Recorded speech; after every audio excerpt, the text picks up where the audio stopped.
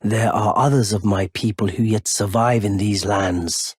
If the mood takes you and you meet one, then offer them some trade, won't you? My people, wanderers all have long been spurned by the grace of gold, which is why we cannot settle, but instead are forced into this pitiful, unceasing journey. But thanks to that, things are not so different for us now, though the Elden Ring is shattered. I think this makes us kindred spirits of sorts. Your people, the Tarnished, and mine. We have a saying, we wanderers, lament not your solitude. Expect no sympathy, no regard, nothing. But if anyone dares harm us, show them no mercy. That is our code, so to speak. Just the way we are, deeply unforgiving. With these words, the NPC Kale from the video game Elden Ring describes his people, the nomadic merchants, which offers a good parallel to today's movie, a story taken from French writer Victor Hugo that talks about the troubles and tribulation of the Roma people in Paris circa 19th century, if I recall correctly. And especially at the hands of a judge, in the book, a priest, and the figure, the person, that he had locked up high up in the bell towers of the cathedral Notre Dame. Before doing that, however, there is a bit of a special documentary that, Pedro suggested me we should take a look about the composer of this movie, renowned composer Alan Menken, which recently apparently shot the bed with the movie Spellbound. Yeah, you believe in about half of it, but we're not here to talk about that. Yeah, You'll get it specifically- stay, don't worry. Sorry. The reason I suggested it is because not only is this my favorite 90s Renaissance Disney movie, it has, in my opinion, Alan Menken's greatest work. And I've always wanted to pay some kind of tribute by us talking about him via this, which does a good job letting his life and work. And it's something that I feel like this is a guy who deserves to celebrate it. Even Teo, despite his thing with musicals, as a Tangled fan, I'm sure he at the very least has some kind of appreciation for his work. Even beyond that, just because I tend to like musical sequences, that doesn't mean musical talent is not present. Obviously. Right. But anyway, the documentary itself is technically not available as far as we know on Disney Plus. There is technical copy on YouTube. We'll see if it lasts. Otherwise, we'll find another way to give you a link. Otherwise, just follow that for the time being. No, I'll put up one myself if need be. All right. Let's start in 3, 2, 1, click. So this documentary. Go on. It's kind of ironic that we're celebrating Alan Menken with Hunchback, seeing as how, ironically, Hunchback was the only movie that he composed for where none of his songs received Oscar nominations. Well, actually, during the 90s specifically. Well, actually, no, I think God Help the Outcasts got nominated. Go ahead and check. I'm checking because I have the Wikipedia page. I know that the movie was nominated for something else, but I'll mention what's more poignant. The movie was nominated for Best Original Musical or Comedy Score at the Academy Awards at the very least. Okay. I should specify. This is the only movie of the 90s where none of his songs specifically received Oscar nominations. Okay. Okay, I guess. I was under the impression that God Help the Outcasts got one at least. Oh, whatever. If anything, it shows that even back then the Academy was questionable. So the song "Someday" instead was nominated for the Online Film and Television Association Award, but did not win. Well, that's better than nothing, I guess. And yes, like we're seeing for the commentary, he was the one who brought back the musical style that Walt himself started with Snow White, but got abandoned for a long time. I've said and before, as we noted during the Black Cauldron, if I understand correctly, that Jeffrey Katzenberg apparently was opposed to it. I do not remember. I'll have to go back and check that. It wasn't so much that Jeffrey Katzenberg was opposed to the musical score. Jeffrey Katzenberg's objections I like this. I like this. Like, apparently he was born backwards, so they had to put him back and then take him back again. Is that a thing? I didn't even know that was a thing before I saw this documentary for the first time. It's possible and potentially very dangerous. So good Well, on good on the doctors and the mother for managing to pull out. But yeah, specifically Katzenberg was more so against the, at the time, heads trying to pursue what Walt would do specifically. I don't think he was against every factoid of doing it, because if he was, well, they probably would have never let Alan Menken work his magic for the 90s. I've said it before and I'll say it again. The Disney Renaissance still to this day is my favorite era of Disney. As I see it, it is their era of the most consistent quality, where even their lowest works still had groundbreaking stuff that made them interesting. Their lowest being Little Mermaid and Pocahontas. Yes, they had problems, but even still, they were groundbreaking works of animation. It was partly due to the fact that Disney were kind of the underdogs at the start, so they had to rise from it. They didn't have a giant kingdom of cash to fall back on like they do nowadays, and a lot of their success can be attributed to three rising men. Michael Eisner, Jeffrey Katzenberg, and Frank Wells, essentially. The three Musketeers of sorts. My God, Menken really was the nerdy guy at school. Yeah, he was. Be careful of the ones you make fun of in high school. Yeah, he always thought that conducting was pointing at the notes, Joe. As a musician, what do you think of that? And when he was a kid, he thought that conducting was pointing at the notes. What do you think of that? Ah, I see. You too grew up on Looney Tunes and the ye old Disney shorts.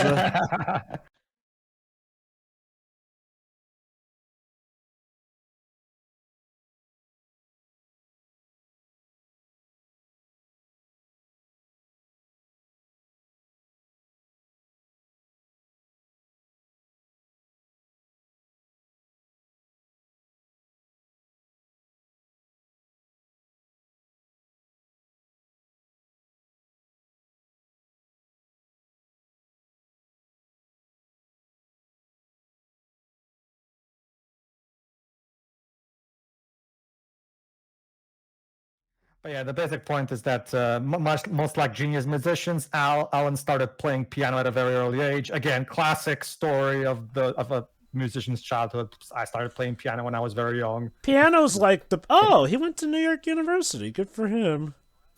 Yeah, if I'm not correct, he's not from. I don't think he's from New York, but yeah, that's where. And this was his teacher, the one that taught him how to make a musical in general, how the songs tell the story. How to incorporate the songs. He actually was born in New York at the French hospital in Manhattan. Oh, okay. Well, never mind. Then he is from New York. There you go, Joe. I fell a New Yorker. There you go. Yeah, there's probably going to be a documentary at some point about another composer who says, I started playing piano literally the second I was born. Who knows? Maybe when technology finds a way. Although according to Baby Geniuses, you can actually come out that smart. Baby Geniuses says many things, Jova, many stupid things. So his wife, Janice Menken, he met her when he was doing music for a ballet, and he fell in love with one of the ballerinas, and that's her, Janice Menken. I was about to ask, was she one of the ballerinas? That sounds like a classic love story in and of itself.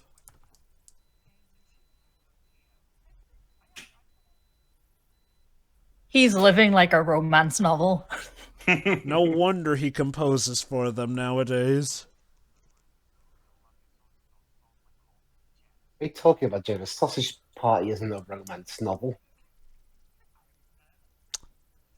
I mean, aside from that ending scene. Hey. But yeah, I'm not surprised he started with with the piano. Piano tends to be, again, the unifying instrument. It's actually the instrument used for transposing other instruments and keys and whatnot. And here it is. His by far overall regarded as his best partner in songwriting, Howard Ashman, who helped them in Little Mermaid, Beauty and the Beast, and early work of Aladdin. Little Shop of Horrors. Yes, they're the ones who the stage specifically. The stage version. In fact, Alan Menken to this day is still working in musical theater on Broadway. Yeah, he composes for a lot of Disney's Broadway musicals, if I recall correctly.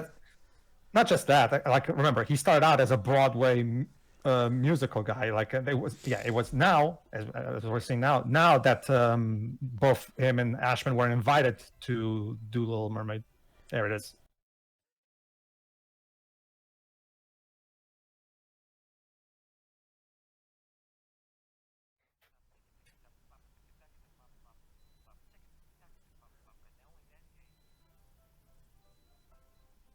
And that is how, arguably, the greatest song from Little Mermaid was born.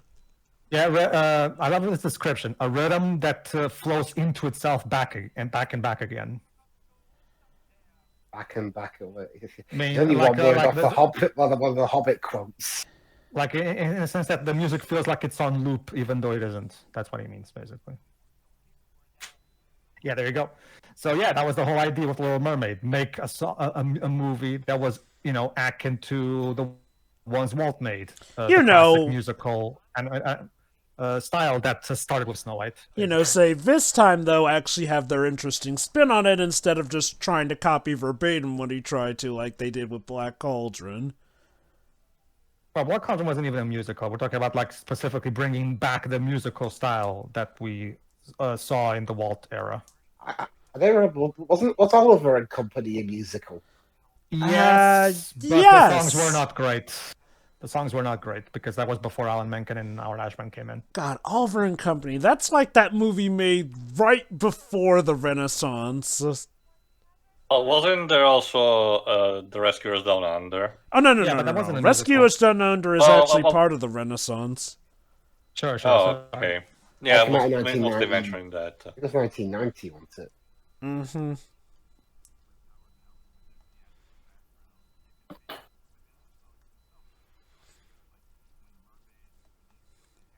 And these are Ron Clements and John Musker, who you know from movies like Little Mermaid, Aladdin, Hercules, Treasure Planet, and Princess and the Frog, and Moana 1. Like I said before, those guys are definitely a big pillar of the Renaissance era as well. While Little Mermaid has sadly grown to be considered one of the weakest parts of the Renaissance era, I give it credit in the fact that it was like the literal start of the Renaissance era. It was the right movie at the right time, because at the time people were really hungry for a good old-fashioned classic Disney movie, So this was the right, even though obviously it didn't age well by today's standards, at the time it was the right movie at the right time. It was the movie that printed the blueprint for what would be even better adaptations. Speaking of which, this one, Beauty and the Beast, the movie that scared the Academy so much because it nearly won Best Picture. All right, so here's a sad footnote on part of the story, sadly, and why Howard Ashman is no longer working with Alan, of course.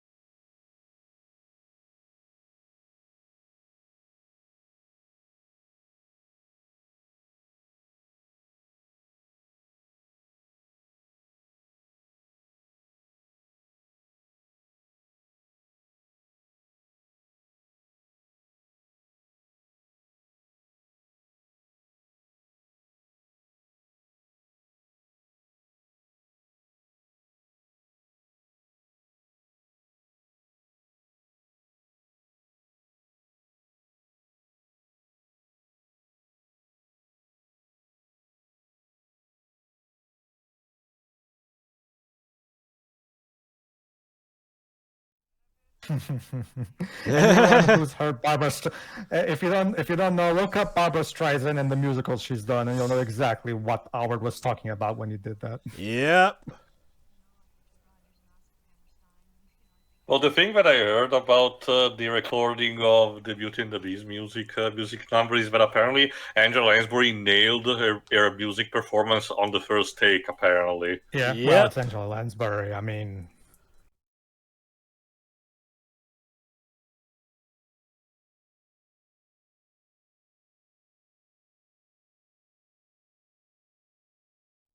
and there you go. It was because of the success of Beauty and the Beast that they decided to make their own Broadway musicals, including the movie we're about to watch after this, Hunchback. Yeah, I forget if Beauty and the Beast was the first ever Broadway adaptation they made of one of their movies. First it was Beauty and the Beast, then Lion King, then Hunchback, I think. I don't think Pocahontas definitely not, but no, Beauty and the Beast was technically the first, even though the Lion King one is the more popular one. Yeah, I was gonna ask, like, Lion King still gets, reruns and such, but what about the others? Do they still get, like, at least in America? You'll have to ask Job. I'm sure Job is the one who's more knowledgeable about that. Compared to other movies like obviously stuff like Song of the South, this is super forgotten, but I don't know if it gets re-releases in theaters. When it comes to the Broadway shows, Lion King definitely gets brought back the most. In fact, at the time of this recording, Disney have recently announced that Lion King is about to get yet another run. Let's see. To my knowledge, some do come back. I recently actually saw the Broadway Frozen musical, so that's apparently back in the running. I believe Beauty... Sorry, go on, Pedro. No, go on. Okay. The basic point is, because Howard unfortunately passed away, Tim Rice took over and helped Alan finish the music for Aladdin. The one thing that I know, because it originates from my country, at the very least, a popular adaptation to it, another stage play of the story, not based on a Disney movie, but just on the book, became very famous in the mid-2000s, called Notre Dame de Paris.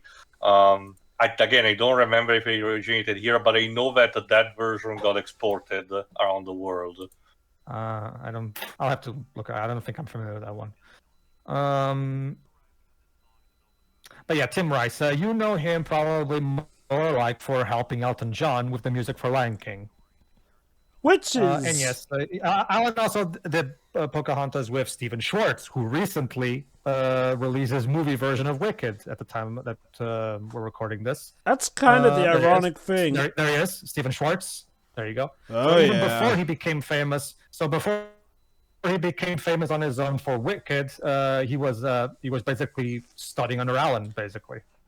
Yet another bout of good timing on part for our recording, given how, well, you probably have heard, if you are not an ant under a rock, that Wicked has been making big numbers. Mm-hmm. Well, Stephen Schwartz also did the songs for Princess of Egypt, another one of my favorite animated movies. I always have found Prince of Egypt. Sorry, I said Princess of Egypt. Prince of Egypt. Like, you get me. Go on. I've always found it ironic that Alan Menken kind of missed out on what would be Disney's biggest movie of the decade. In fact, for years, Lion King. Though that is admittedly part of the story of Lion King. They weren't giving Lion King their A-team, essentially. Put Alan on it.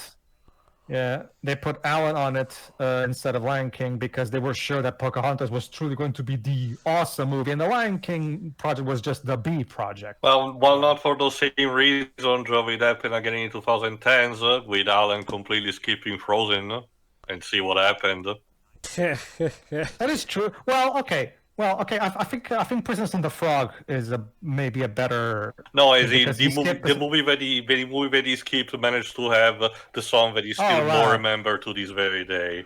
That is true, but I do give him somewhat credit that in the 2000s. Okay, by the time of the 2010s, Disney had more of a army of composers at their beck and call. Like the 90s, Alan Menken was their superstar composer. So.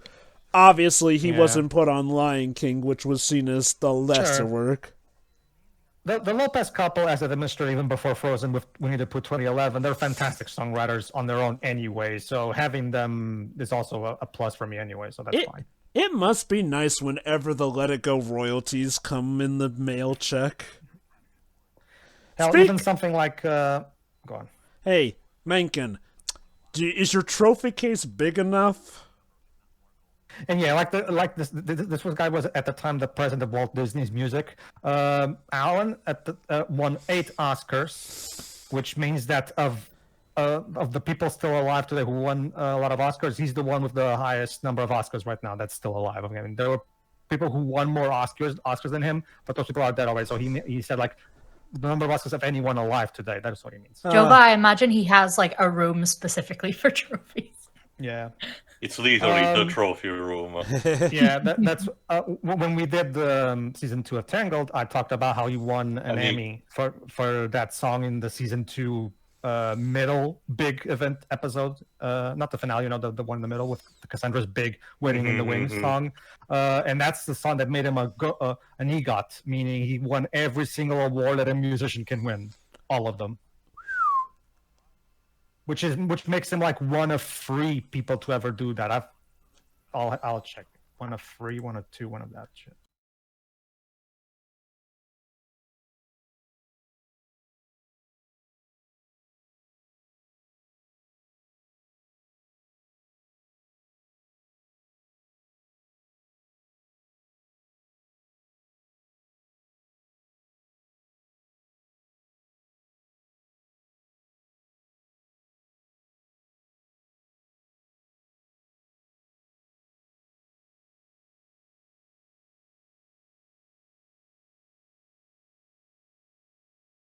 As of this year, there have been 21 EGOT winners, with 3 added this year: Elton John, Benji Pasek, and Justin Paul. Oh, okay. So it happened. Yeah. Oh, yeah. There were a lot since this thing was made. Yeah. Okay. Never mind. Alan Menken won that in 2020, as we mentioned, but ever since 1, 2, 3, 4, 5, I think 5 more got added. Even still, though, like it shows it's a testament to his talent and his hard work and passion. All right, and that's it. Yes, that's right. He also did music for Home on the Range. I keep forgetting Home on the Range had musical numbers. Yeah, he did. Like the thing with Home on the Range is that, according to him, the filmmakers told him that they wanted to be the music to be a throwback to how the older Disney movies were. Like that being said, being a Western with the more happy peppy too, why didn't they got Randy Newman for it? I don't know. That is true. But I don't. Yeah, that's a good point. Part of me wonders if Alan Menken really, really wanted to go at a new type of musical sound. I guess it's important to remember that the only Disney movie that Randy Newman did the songs for, I mean Disney animation, not Pixar, was Princess and the Frog, and that's because John Lasseter handpicked him for that movie, specifically because he was born in New Orleans. So obviously, who better than him to make music for a movie taking place in New Orleans, right? And given how wonderful that soundtrack was, he was a stellar pick. Sure, obviously, I like that soundtrack. But one thing I would like to mention that we talked over, I found it interesting. When it came to the music for Hercules, basically the music for Hercules was when he first met his now longtime partner, Glenn Slater, who is still working with him to this day, and did the entirety of all the songs for the Tangled franchise. So both him and Glenn Slater did the songs for Hercules, and I love Alan's description there that we talked over. Oh, we needed something powerful like Superman. So Superman's John Williams theme was kind of an inspiration for how the music in Hercules went. So that's kind of interesting. I've been a bit harsh doing the commentary on the gospel, if I had to be honest, but yeah, I get what you mean. All right, now for our future presentations. This movie came out in June, so what the hell is it doing here? Well, simply, it was actually a December release in my country, because I don't know exactly when it started, maybe with the beginning of Renaissance, but Disney had a tendency of releasing its movies here in my country during the December season, and this was not one exception. Believe it or not, my parents brought me to see this in theater when I was a kid. This was 1996, so I was barely 5 years old. And I have to be honest, I don't understand their logic outside of it. It's a, no. Let me be very clear, because after that I saw the movie a couple more times. But I'm perfectly fine with the movie. But for a 5-year-old, okay, let me put it the best way possible. This is not really a movie for kids, and I don't mean necessarily because of dark stuff. There are definitely mature themes. I do believe it's more about comprehension, because a lot of little children probably will not understand the more complex themes of this movie. We're just there for something bouncy and colorful. There is some stuff, but it feels kind of wasted on them. I have one memory of my theater experience, but I'll mention what is more poignant. So anyway, this came out in June 1996, directed by Gary Truesdale and Kirk Wise, with a screenplay of a fuck ton of people, with a budget of 70 million, grossed 325.3. So still a huge success, despite people seeing the Renaissance having a bit of a slump down between Pocahontas and the previous year and this.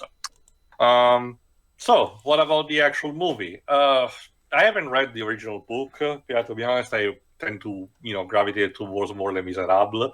But from what I've been told, because Dominic Noble did not cover this, from what I've been told, it's slightly different in a couple of places, but overall still follows the original plot mostly. I know a few of the major differences, particularly towards the ending, as per tradition when it comes to Disney stuff.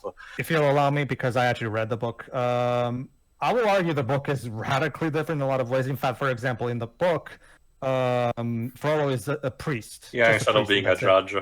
In here, they made him a religious judge. He's still super religious and all that shit, but he's more of a religious judge. Quasimodo, despite being in this movie, is portrayed more as an outcast, pure character, whereas in the novel, while he's not necessarily villainous, he's not exactly a saint either, let's just say. And let's just say Phoebus in the book is radically different. Oh, okay. Now, to give you an idea, in the book, Phoebus tries to rape Esmeralda.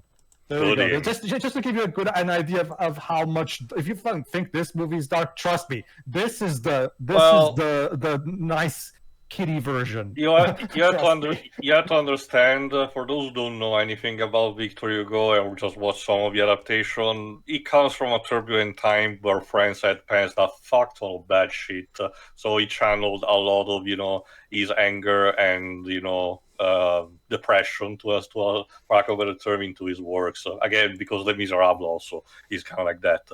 But right before starting, just a final disclaimer: if you have never seen this movie, or maybe you saw it in a different language, because much like me, you did not saw it immediately in the English language, this is a movie for 1996 that talks about the troubles and tribulations of the Roma people, as mentioned.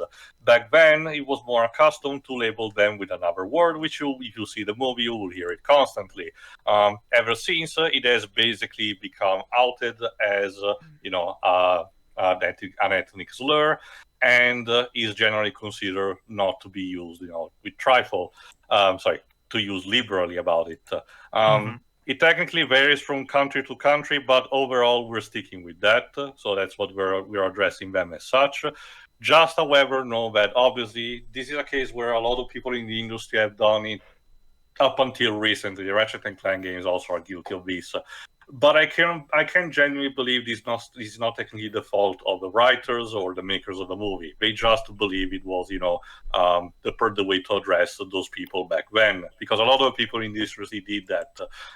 If you played a game that was raised back then called Kudelka, it kind of has something similar going on. Especially also because the story tries to actually be a denunciation of the mistreatment that the Roman people got over the centuries. A lot of people to this day still don't know that it's a slur. Like Elizabeth Olsen.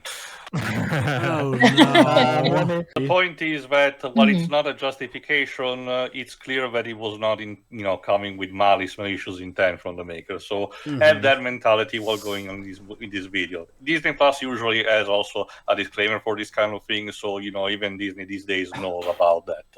Anyway, you need to start with a black screen, which has roughly 16 seconds of black screen before the Disney logo starts. It should be in sync with us because it starts with an actual chanting. So let's begin in 3, 2, 1, click. It's like if you want to talk about Alan Menken, this score and as well as the songs, this to me is the peak of his career, creatively speaking. Like the soundtrack of Hunchback of Notre Dame is my all-time favorite Disney soundtrack. It's so unforgettable and epic, and just right from the beginning, the first song, "Bells of Notre Dame," as you're about to start hearing, it's so evocative and powerful, and perfectly sets the tone for the movie.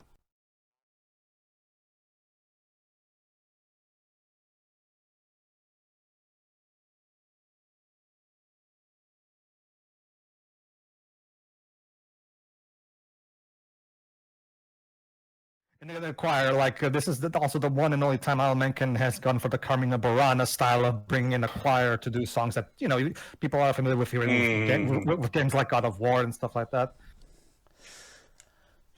For a good dose of time, it was either this film or A Lion King that was considered their biggest film, essentially.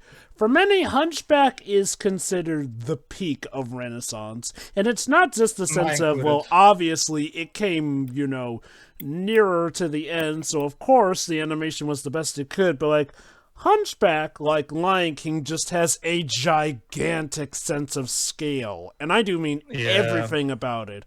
From the music to the actual set design itself just feels massive. And the animation. Remember, this, like Taylor said, this is directed and co-written by Gary Trousdale and Kirk Wise, who you know as the writers and directors of Beauty and the Beast. After the huge success of Beauty and the Beast, they were given complete creative freedom for their next project, and that's why this movie is the way it is. The directors were given full creative liberty to do whatever they wanted, and that's why the movie was allowed to even come out this way. Yeah, there's a special story behind that. They'd approached Jeffrey Katzenberg about that, essentially. So, after that, they had taken a bit of a sabbatical and whatnot. However, and here's where things get interesting. So, following that, Trousdale and Kirk Wise had subsequently developed an animated feature on the Greek myth of Orpheus and Eurydice titled A Song of the Sea, adapting it to make the central character a humpback whale and setting it in the open ocean. While they were working on the project, they were summoned to meet with Katzenberg, who said, and I quote, "Guys, drop everything. You're working on Hunchback now."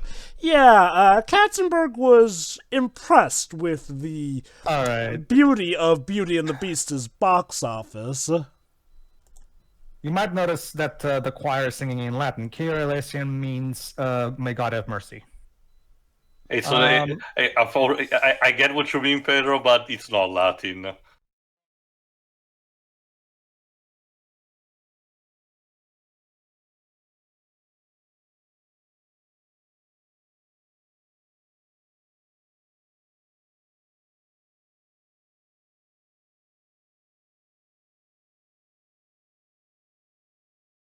But yeah, meet Claude Frollo, my all-time favorite Disney villain. Why? Because he has everything you could ever want in an animated Disney villain. He's evil as fuck. He's intimidating because of his... Look at that horse, by the way. In typical Disney fashion. In this reaction...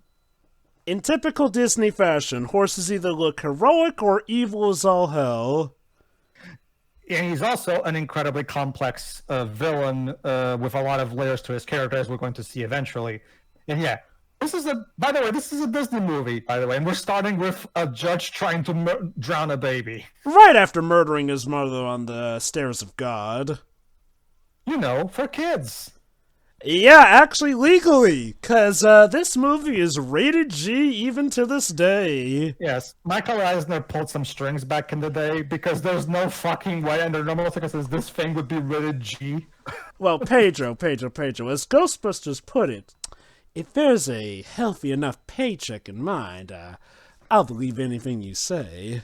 And by the way, Frollo is played by the legendary Tony Jay. So again, I mean, you can't really everything about Frollo is perfect. Like he's played by a brilliant actor. He has a fantastic character design. The weeping angels are mad at you. As we're going to see later, he has the best villain song in a Disney movie, period. In case you have never seen a European cathedral, yes, they are chock full of statues that are staring at you right from the outside. I mean, it's kind of difficult to beat what he's guilty of. Oh, yeah.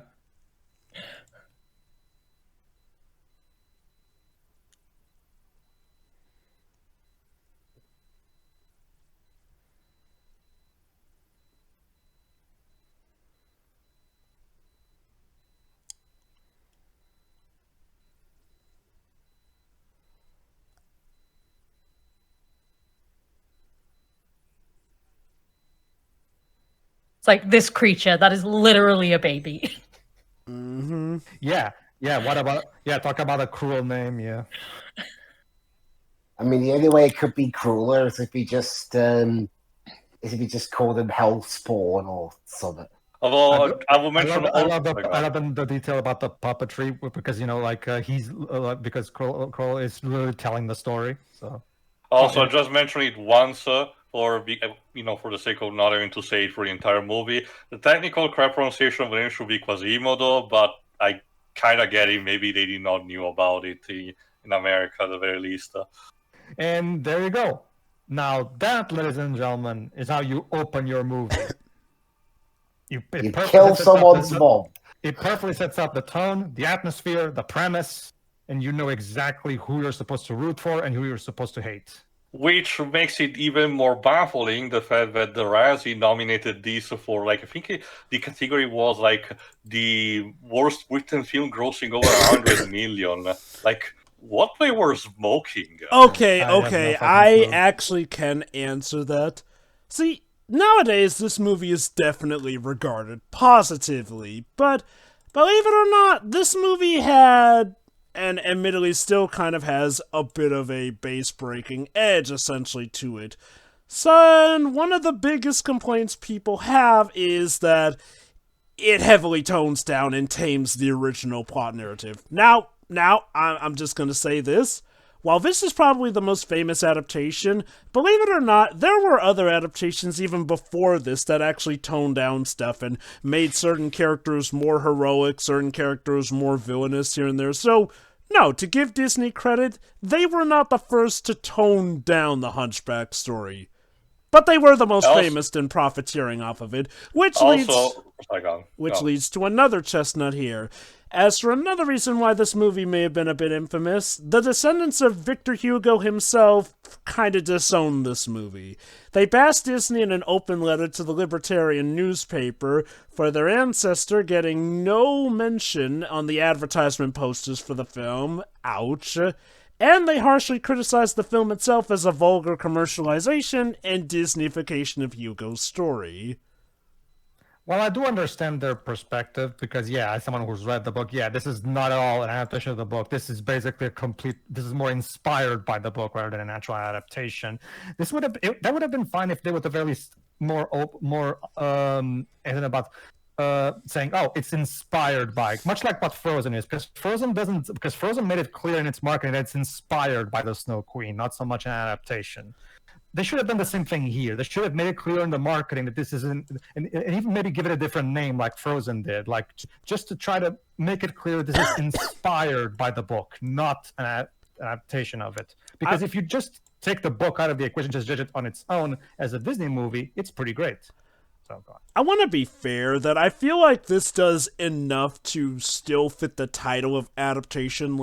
Yes, it has a happier ending, though, to be fair, that's kind of to be expected from Disney adaptations, but, it does take a lot of cues from the story here and there. And again, I give it credit, it was far from the first adaptation that definitely gave things a happier ending. Let me put it like this, the original story, pretty much everyone dies. The one who arguably gets off easiest is Phoebus, and even his ending is considered a tragic one since he is doomed to a life of marriage. A bit just of as I planned irony there.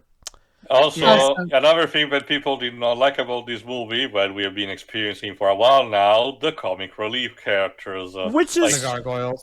kind of They're a clearly there shame. to make sure that the movie doesn't get too bleak. I get it, but man, did the writers kind of fumble with all of their jokes? If I have to be honest. Everything about the gargoyles to me feels like something that was put in here because they had to, more than they were actually invested in creating like 3 interesting characters to. I was about to say Disney mandated comic relief, and they're kind of like, I know people absolutely despise them, but they're kind of just like, they're the most it exists comic relief. Yeah, in a Disney movie. It's like I said before. I've seen worse. I've seen the ones from the next movie. To be fair, that's kind of, hindsight is 2020. I gotta say, Pedro, the missing episode of Seinfeld is quite interesting.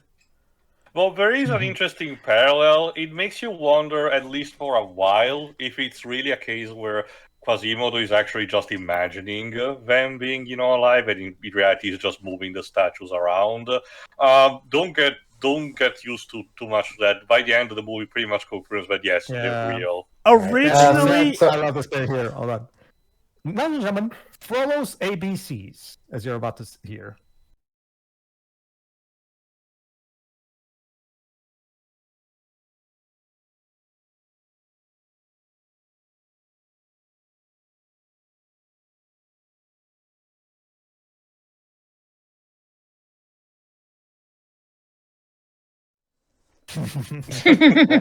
Did you say something fun?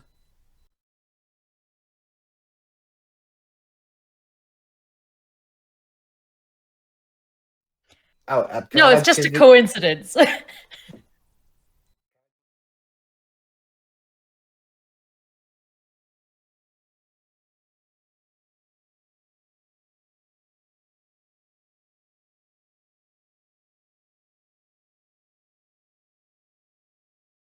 did not mention the competitors, Waves. Who were they? All right. Its competitors were Independence Day, Mission Impossible, the original film, A Time to Kill, and the winner, Twister. Which honestly should have been the only one nominated, to be honest. Twister had a score. No, it's worst written film grossing over $100 million. Again, I really appreciate. Again, if there's one character from this movie that feels like a Victor Hugo character, is Frollo still, because despite him being made into a judge, the level of evil emanating from him is like he just said, like when your own mother tried to abandon you, anyone else would have drowned you. Jesus Christ, what a piece of shit. It's all the levels of your views. Yeah, and much like Mother Gothel, Entangled, Frollo is, of course, although I will argue, like, he's worse. Frollo is even worse than Mother Gothel. He's far worse, yes. In fact, you thinking you're saying Frodo? In fact, part of the reason they made Frollo a judge was because they were going out of their way to upgrade his evil. See, Frollo in the original story is, ironically, okay, he's the antagonist, but he's not as clear an antagonist. Like, let me put it like this. In the original story, he actually is trying, in his own best way, to treat Quasimodo as best he can. Which does add a bit of a layer to nuance to this particular song here and there, where he is like, no, you shouldn't go out because the world itself is cruel. And while he himself is cruel, yeah, that is one of the layers of the story, in that Quasimodo learns the hard way how people aren't always that accepting out there. And this is my favorite I Want song in a Disney movie. Yeah, because Quasimodo, of course, wants to live among the common people. So he has his own I Want song for it. And Tom Hulce, who plays Quasimodo, and his other major iconic role is playing Mozart in Amadeus. If you haven't watched that movie, it's a great biopic of Mozart. Check it out. And just like in that movie, he's also fantastic here, and he's a great singer. Which, yeah, might as well bring up the other big critique of the time. This one may not be remembered as much, but believe it or not, One of the critiques of this movie was that people considered it too similar to Beauty and the Beast. Ergo, same directors. What? Okay. I don't agree with the reasoning, but here it is. Same directors, once again takes place in France, and of course has to do with a hideous creature who has to find acceptance. Like, that was the logic. Like, and sure, believe it or not, this isn't the first time that this sort of critique has hit a Disney film. Like, believe it or not, back in the day with Sleeping Beauty, one of its critiques was that people saw it as too much of a retread of Snow White. Because if you pay attention out there in the road, you can see Belle reading her book at the beginning of Beauty and the Beast. There she is. So this takes place at the same time that Beauty and the Beast takes place. There you go.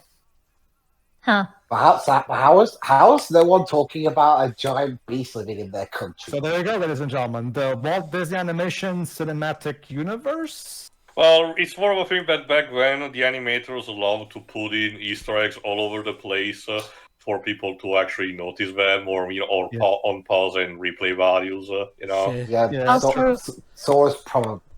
It's like how in Runaway Brain, there's Zazu sneaked in a couple of shots. Yeah, sure. I get what they were going for with like the last part of the criticisms you mentioned, but they're completely different flavors of that kind of story. Yeah, the animation is fantastic, of course, but again, you can tell this is from the directors of Beauty and the Beast. Look at how epic and incredibly visually striking the directing is, like on this entire sequence. Look at this. The movie makes sure to make you notice that the cathedral is kind of a character in its own merit. Mm-hmm. Like, when you're talking about visuals, this is one of the Disney movies I think about the most. Mm-hmm. Yeah, because of the art direction, like the overall directing, like everything is just absolutely stellar. Again, this is just an incredibly passionate, creative team, fully on the peak of their ability, with complete creative freedom, making the best possible movie they can make. Okay, so who voices Phoebus? Let me check. Phoebus is voiced by Kevin Kline. Yep. Okay. The Pirate King so himself. Sorry, go on, Pedro. No, Jova, go on. I was just saying, the Pirate King himself, he would later go on to actually play Maurice in the Beauty and the Beast live-action remake, too. And here's Esmeralda, played by Demi Moore, who at the time was incredibly well-known because of another movie more geared towards adults that she also made at the time, where she even... No, the movie that got released the same year, 50s. Yep. Here's the fun fact, by the way, that I would like to talk about regarding Phoebus. Okay, I've already explained that in the book he's terrible and he even tries to rape Esmeralda, right? Here's a fun fact about, because the Portuguese dub for this movie is also incredibly fantastic. It was made by the same team that dubbed Beauty and the Beast over here, which is appropriate. And the guy for Phoebus, they got the Portuguese voice of Buzz Lightyear to voice Phoebus, and he works great, actually. So that's a fun thing. I'll get that thing off you when you cut off whatever that thing is you've got on your face.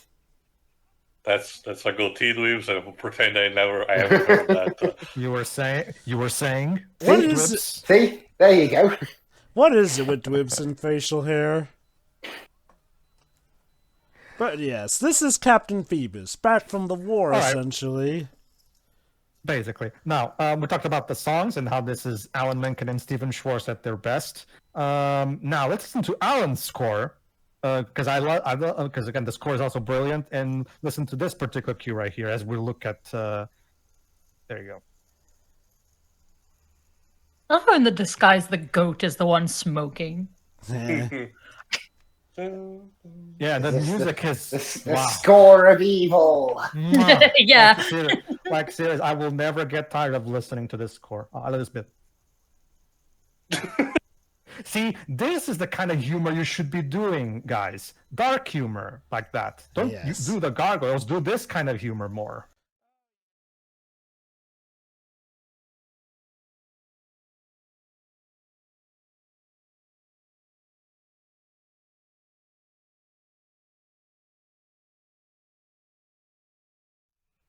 Who are you, Darth Vader? Hold on. I love that smile because it kind of implies that captain maybe is the one getting whipped right now, maybe. In terms of not nice people in Disney movies disposing of incompetent underlings, I prefer the one from Emperor's New Groove, where Kuzco has that old man tossed from the window. Like I've mentioned, like, the gargoyles will be a point of contention later, but I will say this, one thing I can say while they're not on screen, they definitely show how there's a bit of a, back and forth on the tone. Yeah. Of this bit. Yeah. You see, Also, Go on. You see, no, go on, Jova. Also, kind and merciful Frollo has an idea of how to help the poor Romani in their struggles. Genocide. Like this. Genocide. There you go. Also, Bro's just like, dude, I have a real job to do. You call me for this. If you pay that also attention, I don't know if it was intentionally to represent, the fact that he's not, as infallible as he needs to be. Frollo put back the cobbler thing that he removed backward, actually. All right. Now we get the Festival of the Fools song. Basically, this is a very common festival that, if I remember correctly, is still going on in Paris to this day. There you go. Like when it comes to singers in this movie, by the way, a lot of people mention, of course, Tom Hulse, Tony Jay, of course. The woman they got to do the singing voice for Esmeralda, as we're going to hear her later. But one particular singer that I find very underrated is Clopin, like this guy here, right? The guy who voices Clopin is amazing, and he's a fantastic singer, and nobody ever mentions him when talking about the great singers of this movie. Especially considering how much like musical numbers he actually gets. Like, yeah, he's voiced by Paul Candle, which wow, he hasn't really done much. He was in an episode of Law and Order. Yeah, and after this, he only appeared in material that involved adaptations of the movie, like that the storybook video game based on this, and the direct-to-video sequel. But that's it. Yeah. It's kind of like Auron's voice actor for Final Fantasy X, Matt Mackenzie. So I should note, like with Beastra and Beauty and the Beast, the animators took note to make Quasimodo ugly in the conventional sense, but in a way that could still be easy on the eyes, essentially, because, believe it or not, Quasimodo has it a lot better compared to most takes on him. Like, I should also note, normally he's deaf, not so in this version, and normally the eye is much more misshapen. Yeah, like that's actually something that Roger Ebert and Gene Siskel back in the day when they made their review, because they were very growing players of this movie, and they said that the animators did a great job making Quasimodo look clearly disfigured, so true to what the character is supposed to be, while still making him palatable to a mainstream audience at the same time. So they managed to strike a perfect balance. I agree. I was more going to call it a Disney coat of paint on it, but yeah. Well, yeah, like I still think that the disfigured part of his face is still well conveyed in the design, honestly. I love that exchange. Look at that disgusting display. Yes, sir. Yes, sir. I mean, orders do be orders. As you command. You see, they got Demi Moore to play her. Might as well. Yeah, typically whenever Esmeralda is a factor in movies, they always get a drop-dead gorgeous actress to play her. For example, in the 1997 movie, which, yes, came right after this year, essentially, they got flipping Salma Hayek in her prime to play her.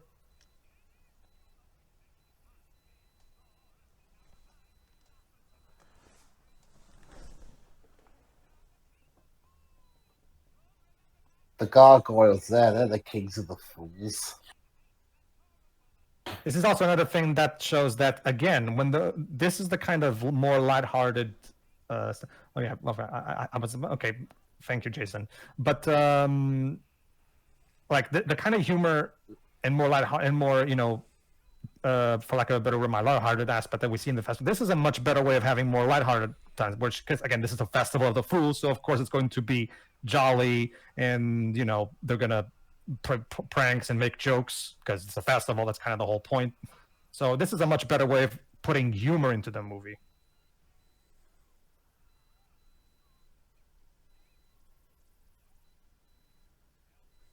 All right, so yeah, there you go. All right, so like I said, yes, like Jove has been saying, yes, the book is considerably different. That being said, to the filmmakers' credit, they do occasionally pay homage to some of the more iconic moments from the book. So it's not like they're completely ignoring it. You can tell there's still at least a level of respect for the source material. And the scene we're about to get after this coronation is an example of that. Oh god, CGI people in the foreground. Yeah. It's not like it's Grab a just like gun. it's like the Pokemon OVAs all over again. I mean, it's not. I mean, it was 1996. So it's Oh, not like it's not that they got. It's not like they got Vanilla Ice to play Quasimodo. Like, it's not even that they're CGI people, it's just they were literally in the foreground for that shot. Like, typically, those are for zoomed And remember, away shots. Java, end of the 90s, so this was the period where CGI was starting to become super attractive to other people. Sure, yeah. Remember, Shiroi, like Frollo even stated that he's only here because he has to, as part of his of his duties, because he, like we said, he hates fun. So. Wait, was that Patrick Starr's voice actor voicing that guard? If I remember correctly, yes. Huh? Maybe What it's the hell? voice brother. Well, he was already a voice actor even before SpongeBob Yeah. started. He was particularly noted for the original 10, the miniseries adapted from Stephen King. All right, this is actually a scene from the book. Actually, there's actually a scene in the book where Quasimodo literally gets. We're hanging somebody. That's funny. No, that's the thing. This is an actual scene from the book, actually. So again, occasionally the movie will pay tribute to the source material. So it's not like the filmmakers don't respect us. It's clear that this adaptation, despite, you can argue that maybe it's still not that good an adaptation. Obviously, that's up to you. But I will argue there's at the very least respect for the source material in some way, because the filmmakers did go out of their way to try to pay homage to it when they could. Also, as you can imagine, because we didn't mention really, the Incredible Hulk was also partially inspired by the figure of Quasimodo, other than Frankenstein's monster. And Dr. Jekyll and Mr. Hyde, sorry. I will And give... just like in the book, yes, it says Marada who stops this. So believe it or not, the whole Festival of Fools thing and Quasimodo getting publicly tortured tend to be two different sequences from the original work here. Here they merged it in. Like, I'm willing to give this adaptation credit. I'd say what it changes more so is the severity of certain aspects here and there. For the most part, a lot of the plot beats are similar. Well, obviously what changes is, who lives and who dies in some areas here and there, but for a lot of it, I'd say they got the idea of it. That being said, yes, if you're comparing it to the original, in spite of this being very, very heavy for not just a Disney movie, but an animated kids film in general, essentially, it is definitely what one might consider a Disneyfication of the original plot. Now, I'd argue this is one of those cases where it works, essentially, but I do get why some people may not have liked that. Specifically fans of the book. I'm a fan of the book, but like I said, I look at this not as I personally don't look at this as adaptation. I personally look at this as a movie that's inspired by the book. That's how I see it. Go on to. All right, we're about to get one of the memes. There we go. Yeah. Witchcraft.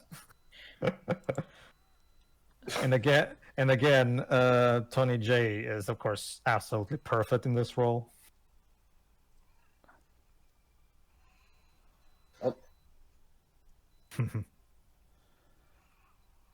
I love this bit. Now this is another great example of good humor. We have a running gag with that old man that's in that cage, as you're going to see. Hold on. Ooh, that's gonna leave a mark. Ooh. So Frollo, Hold on, this. ow. Go on, Lips. So Frollo, you don't like people disobeying your instructions. You wanted them to get Esmeralda, but clearly they're not doing anything. So what are you gonna do? Punish the whole town? You know what? Hold that thought, Dwibs. Yeah, all that thought. Yeah, every single person in this town, even the children, failed. So you're all trapped in your homes for 10 years. You have to understand, Wibbs, that over the course of a century, the people in France tended to get more and more mad as time went on. Have you not seen this movie, Dwibs?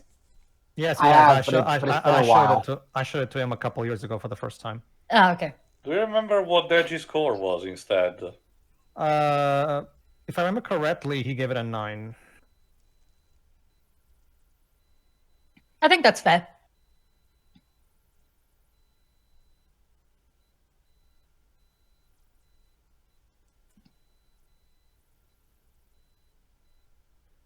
And yeah, like Joba was saying, this also adds a bit more layers to the relationship between Frollo and well, obviously Frollo is in the wrong for everything he says to him.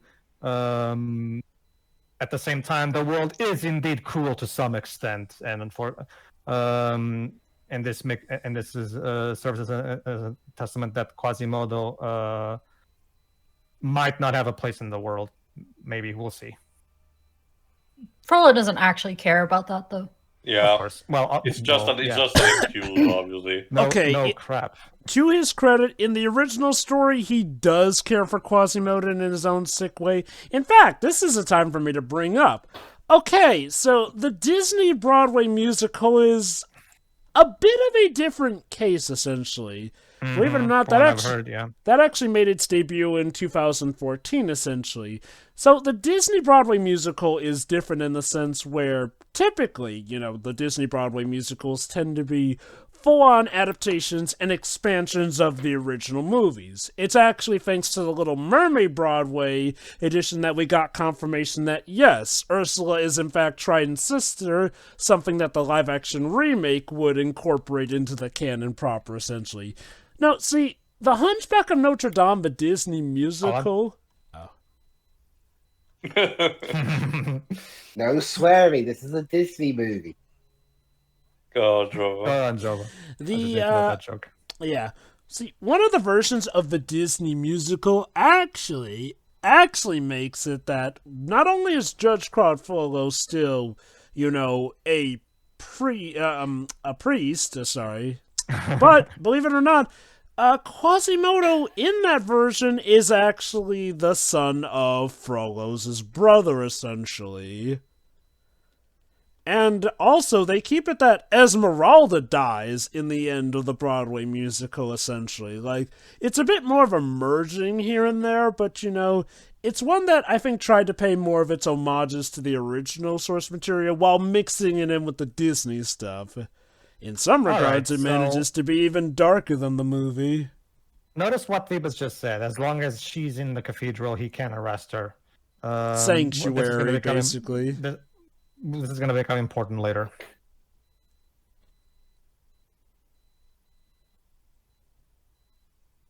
That's a terrible pickup line, Phoebus, man.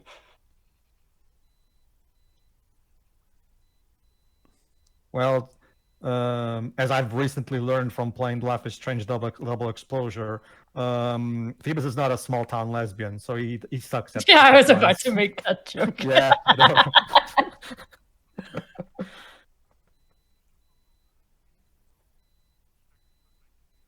He keeps forgetting that lesson for some reason. I would think after committing cold-blooded murder, he would be more wary. This is the safe zone. Things. But is it though, Shua? I'm not sure after because what was that? Yeah, there you go.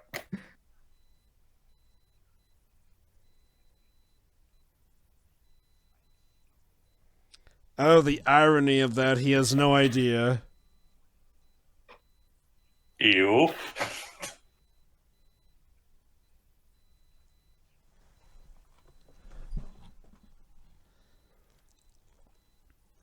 The fact that him imagining hanging her is actually the cleaner font, Jesus. Yeah, Frollo is the very classical depiction of an old-time, old-fashioned Catholic hypocrite. Hypocrite. Well, I can't speak today. Hypocrite. A man who claims to be so pure and, like a bastion of the good of God, when in reality he's just a horny asshole with no principles. The deal with him is essentially that he can be seen as arguably maybe a tragic figure. Somebody who tried to be good but got on the wrong side of it. The problem was that instead of, being a law-abiding, man of God, he twists the Bible to suit his own methods and whatnot. Like, even Tony J himself sees Frollo as a tragic figure, as somebody who could have been better, but, well, as we see, sadly only gets worse.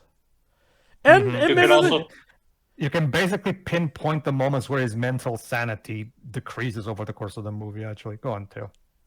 And again, the movie, outside of, changing his role, actually tries to make a point by having also the figure of the Archbishop, I guess that's him, in order to be more benevolent. Mm-hmm. Also, Shiroi, if I remember correctly, you told me when we commented on Titanic, The Legend Goes On, because I checked, that apparently Angelica's voice actress, the main female lead of that movie, is in the choir for this song. Yeah, I believe so. That's interesting. So it's been a while since I looked that up, but yeah. And this is the I guess you can say the not breakout song, sadly, which is a shame because it's a fantastic song. God Help the Outcasts. This is, of course, the song that encapsulates the theme of the movie. Hey, now it was big enough that it got a cover by Bette Midler. Oh yeah, definitely. And fun fact, because this is also another reason why I've always wanted to do this movie, because when it comes to dubs, like foreign dubs of Disney movies, Disney actually, I don't know if they're still doing it. I think they're still doing it. Disney International Voices, actually gives out an award, like they award and nominate and specify like what they consider to be the best dubs of certain songs. And my country's version of this song was actually picked by Disney as the best foreign version. I can't believe that. Because in my version, they have two versions. Like this version is called Deus Ajuda os Párias, which is basically a literal translation of this title.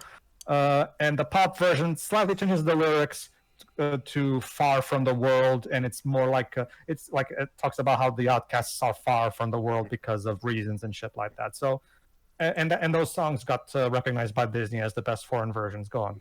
I cannot speak for this movie specifically because, like I said, the last time I watched this with my country's dub was way too long ago. I'll probably need to rewatch it at one point for comparison.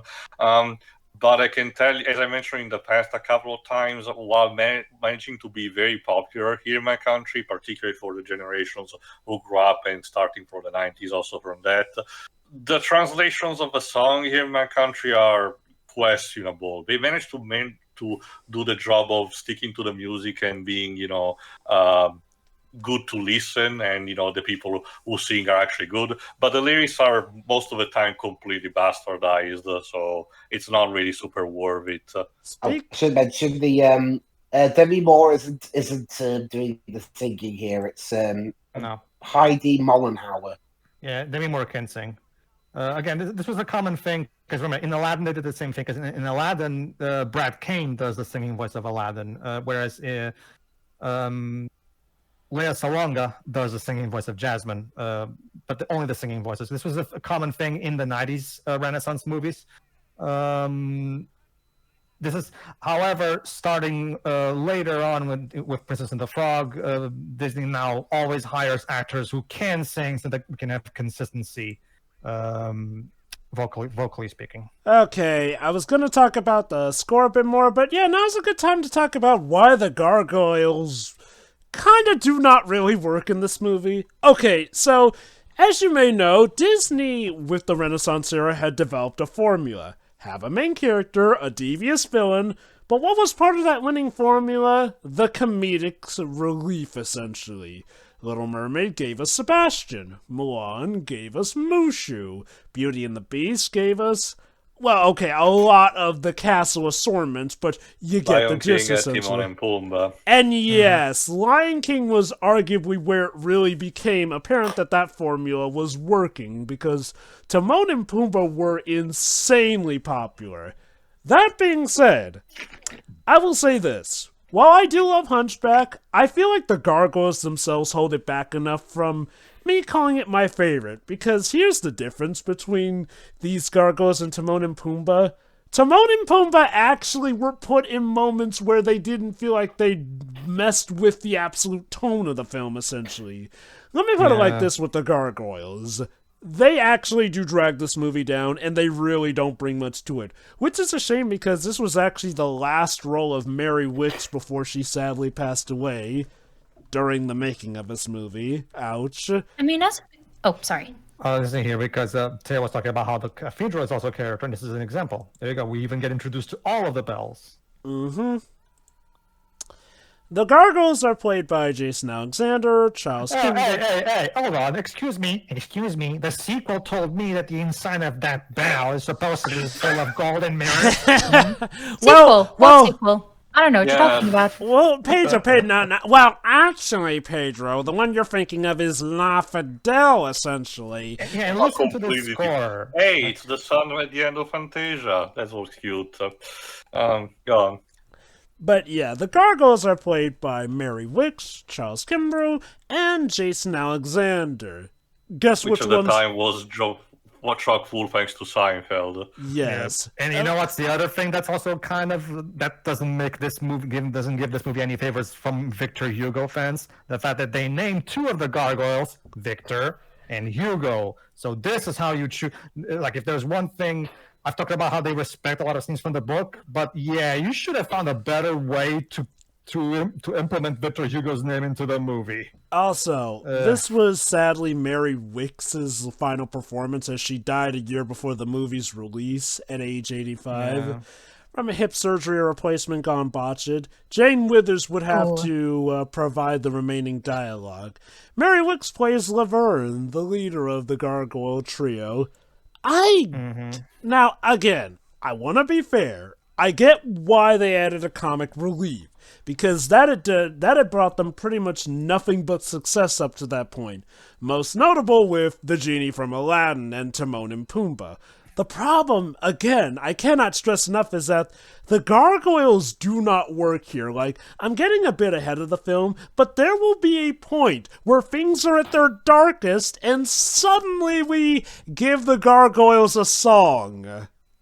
Yeah. Like, the thing is, we've seen, like, in more than one part of this movie that it can do humor pretty well without them. So they really are just the Disney mandated comic relief. They do not need to exist. They're terribly distracting at worst and completely unnecessary at best. Like, there's no need. The movie could have worked just the same without them. You could very easily, with very minimal rewrites, write them out of the movie, and you would lose nothing. I would argue also the musical. No, in the stage play. No. Although, fun fact actually, one of the US stage actors who plays Frollo is himself legit a magician. He's even gone on to joke and say he's one of the people Frollo would have tried to have burned at the stake. See, the thing is, for me, it's one of those things where it's just like, I agree entirely with everything Jova just said. It's just that for me, everything outside of the gargoyles is so amazing that it manages to still not like it completely outweighs it for me. Like, because it's just like every time there's we stop listening to the gargoyles, we go back to peak. So I also will argue, to add what you were saying, Trev, I will also want to add that Timon and Pumbaa, one reason Timon and Pumbaa work is because they were based on existing characters from Hamlet, Rosencrantz and Gütersmell. So there was also a basis, while instead here they clearly created characters out of nothing. And I do wonder if some of the inspiration was the Warner Bros. And Dot from Animaniacs. I would not be surprised, actually. While Disney were, I'd say, closer to the sidekick goat is actually a better sidekick for comedy relief than the gargoyles. Well, The goat doesn't even speak. Well, you know what the goat could use? The goat could use its own child sidekick, played by Sora. Not there yet. Yeah, Quasi don't exactly like Phoebus. Yeah, basically, this particular scene is kind of an allusion to another scene from the book, because in the book, Quasimodo actually kills Phoebus for raping Esmeralda. Okay, that must have been a later edition, because in the original version, Phoebus is like the sole survivor of the cast. Like, he actually gets wounded by Frollo, who's so jealous while Phoebus is making love to Esmeralda. Wait, hold on, let me double check. I'm talking about, like, the very original version. Like, there are multiple versions, so I wouldn't be surprised if that is a version you've read. Maybe there's been adaptations that gaslighted me. Let me. Yeah, like The Secret of a Hunchback, where the secret was that inside the Hunchback there were a pair of wings. Or I kid you not, someone was paid to write that. And see, it's exactly that. When you try to tell me, like seriously, when you take a look at movies like those, yeah, this one isn't so bad when you think about it. To give them credit, they're not nearly as well known. Believe it or not, there's a version of the Hunchback where the Hunchback is a pretty actually handsome looking guy who just has a hunch. And I kid you not, he looks like Shaggy from Scooby-Doo, and Frollo is actually the Hunchback's brother, and Frollo is basically Gaston with a mustache. Alright, never mind. Jova's right. Yeah, Phoebus is the one that survives. Yeah, for some reason I must be mistaking it for another movie adaptation, because there's plenty of them. So there are like a ton of adaptations. Sorry, I want to because this is my favorite song, "Heaven's Light" / "Heaven's Fire," because it's a fantastic parallel between, and yes, like Jova said, unfortunately the gargoyles are there distracting the fuck out of the drama for some reason. Ugh. But aside from that, let's not pay attention to the gargoyles. Let's try to ignore the gargoyles for a moment so we can talk about how beautiful Tom Hulse's singing Hang on, wait a minute. Heaven's Light / Heaven's Fire. Well, could they? Sorry, Hellfire. Sorry. I was gonna say, could they decide a title? Yeah. Heaven's Light, of course, is Quasimodo's secondary theme. His primary theme is out there, as we're going to listen in the score later at the end. But it also serves as this other theme. Like again, he wants he dares to dream that potentially he has found a human being that may care for him. Oh God! Please stop showing the fucking gargoyles. Okay. I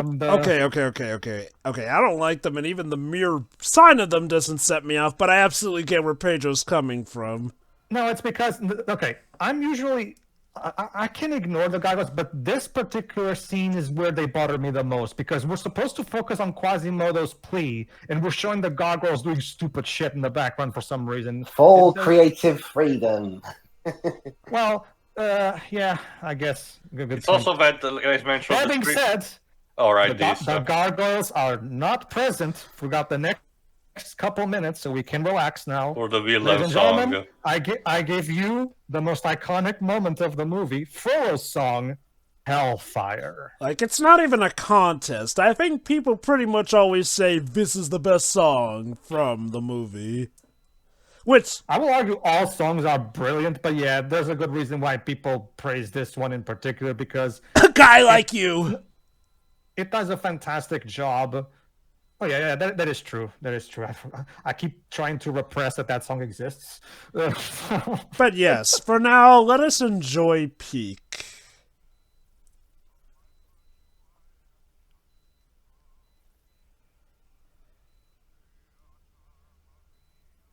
It's actually, not a lot of people mention this, but it's actually sung both by Tony J as well as the movie's choir.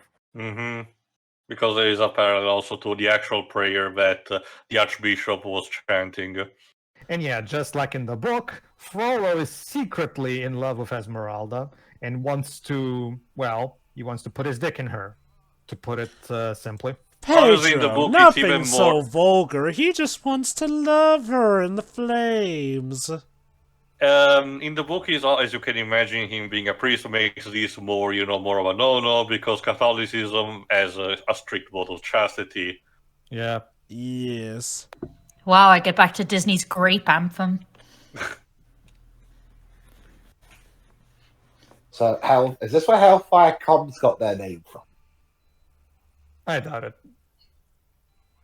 And yeah, here it is. Frollo imagining the people judging him when they find out his true self. There you go. And of course, in true Frollo fashion, he of course tries to rationalize, it's not my fault, it's her fault for tempting me.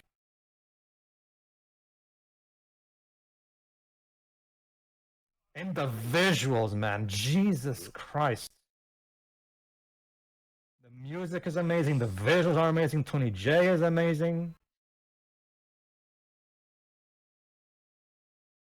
You know, if Disney legit are... a Disney villain who literally tells God to burn a person in hell, to make a person Like, burn in hell. let them burn so I don't, like, do the bad thing. Oh, but guys, why stop at just one woman? Do you mind? I was singing. So, Twibs, about him movie burning doesn't- down the whole town, yes, that's what he will do. The song does a great job showcasing Frollo's layers.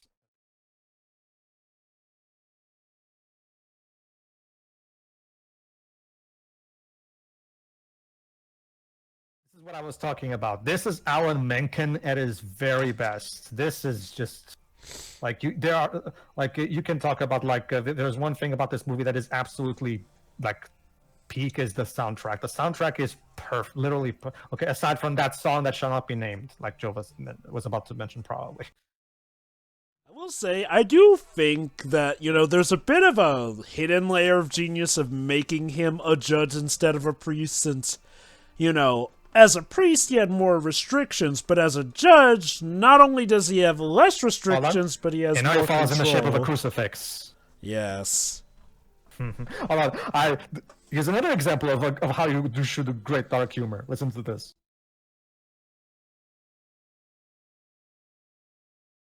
Just for shooting the most popular song this movie will ever know. Understatement of the fucking millennium. You noticed also the fact that he had red eyes for that, to symbolize that. Yeah. And yeah, Frollo has run out of patience, and now he's basically, you know, there you go. Arresting everyone.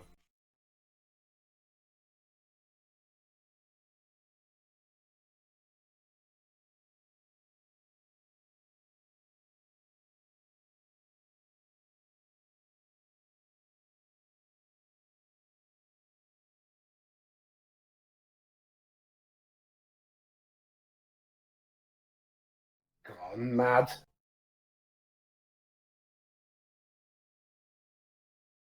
Implying that he was ever sane to begin with.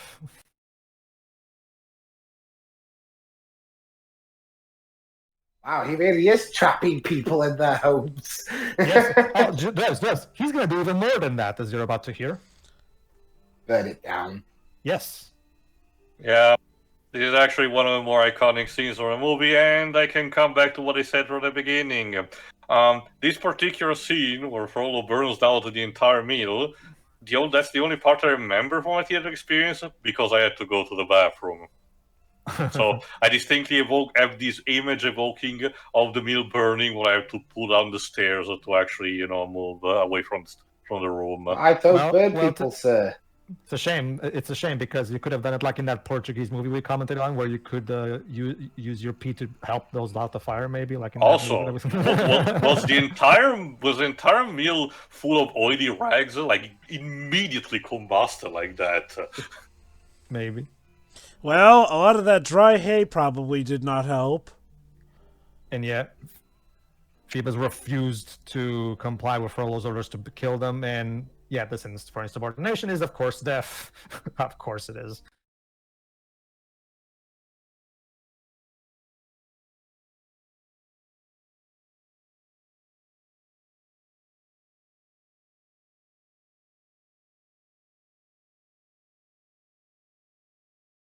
Well, that's the nicest thing he's done. Priorities. Ask Yeah, them that's not been to a hit the moment that, hearse. Yeah, a lot of people have talked about that as an interesting line from Frollo there. Like, of all people, Frollo is the last person I would expect to care so much about his horse. I guess mean, it if you shows need to- he's not a complete monster. I guess. I mean, he's just gonna burn the city to the ground to find a girl who he's lusting after, but he cares about his horse, dang it. Yeah, remember that's what he said during the Hellfire sequence. He's gonna find Esmeralda, even if he has to burn down the entirety of Paris. Also, apparently Phoebus Which, by lost the all... way, he does. Also, Phoebus conveniently lost all his armor in that river. Continuity. Sorry, great continuity.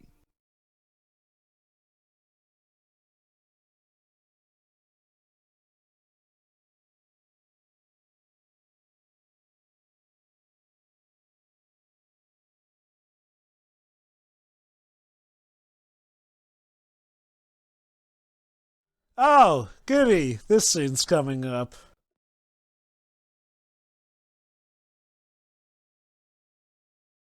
So yes, while indeed go on. people are burning alive down there, let's have some funny time with the gargoyles.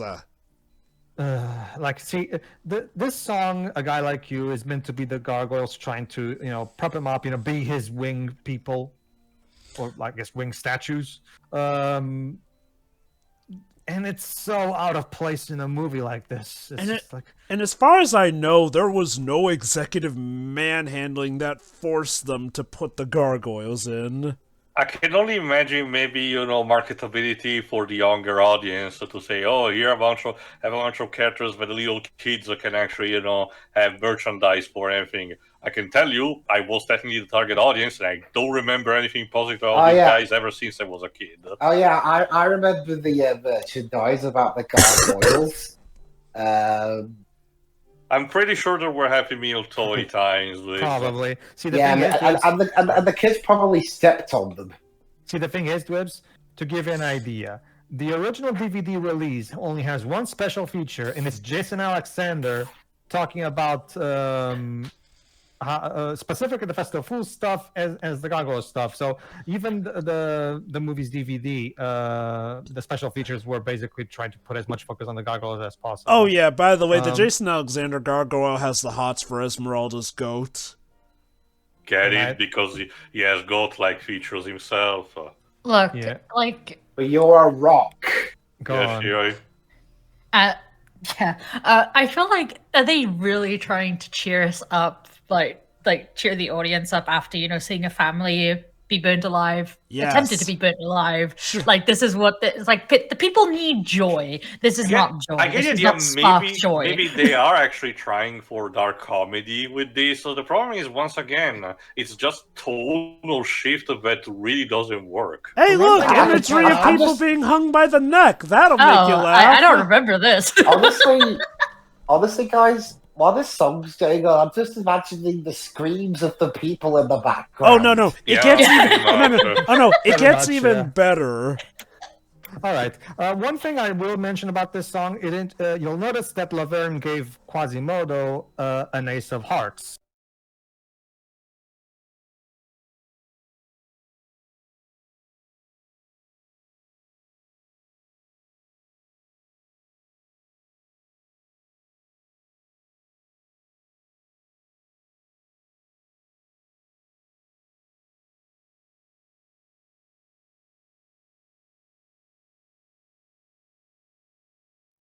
I hope they had fun.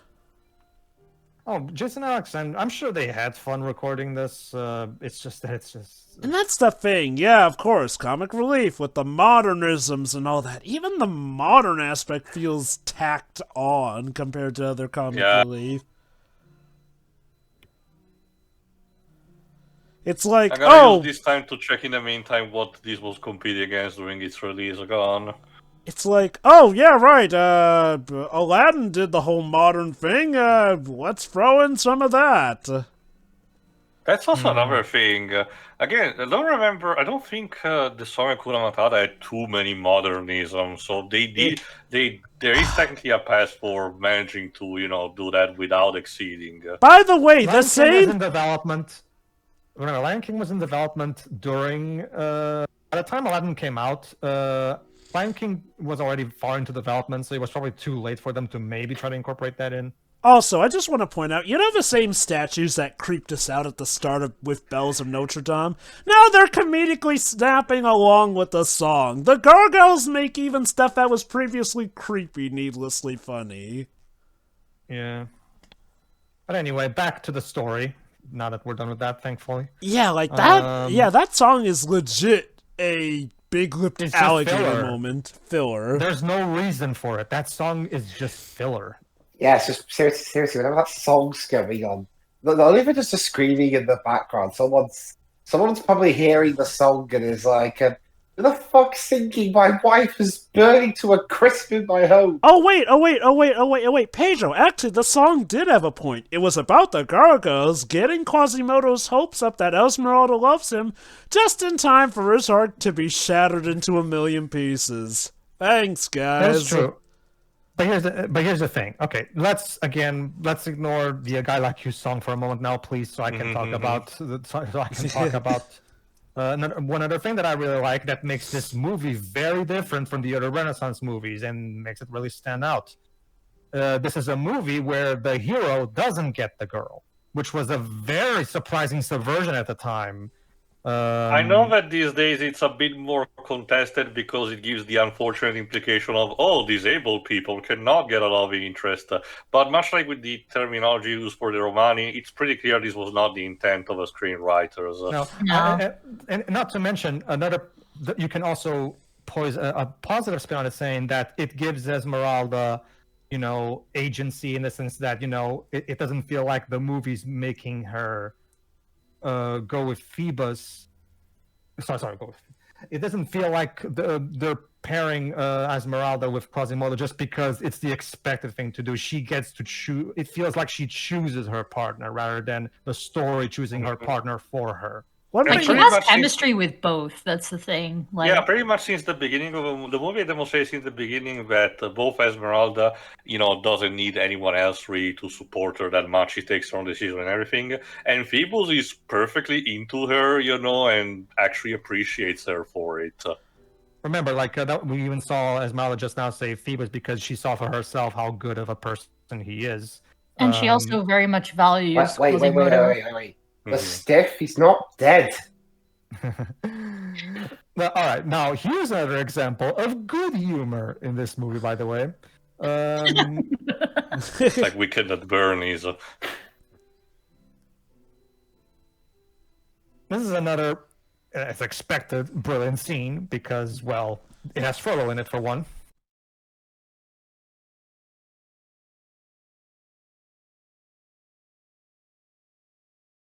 Only the finest wine.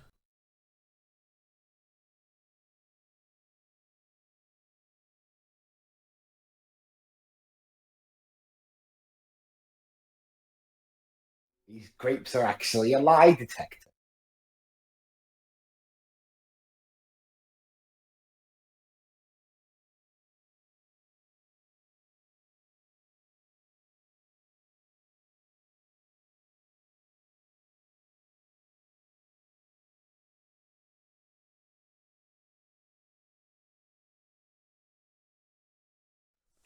Go back to being unconscious. See, now that's the kind of humor you should be doing. Like, this movie has plenty of humor. Like, the goggles really aren't necessary.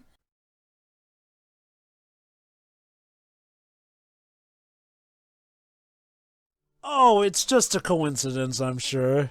Absolutely.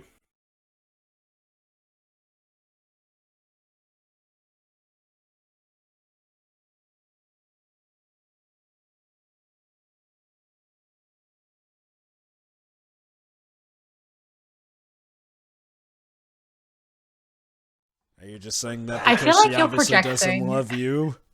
Yeah, that's part of also the character of Frollo. Despite his lust, he has that kind of weird love-hate relationship with his target that only an incel can have. Yeah. Well, that's the whole point. Like, he's conflicted between the fact that his, according to his own values, Esmeralda is nothing but a heathen, but at the same time, he wants to fuck her. So there's that thing there, basically.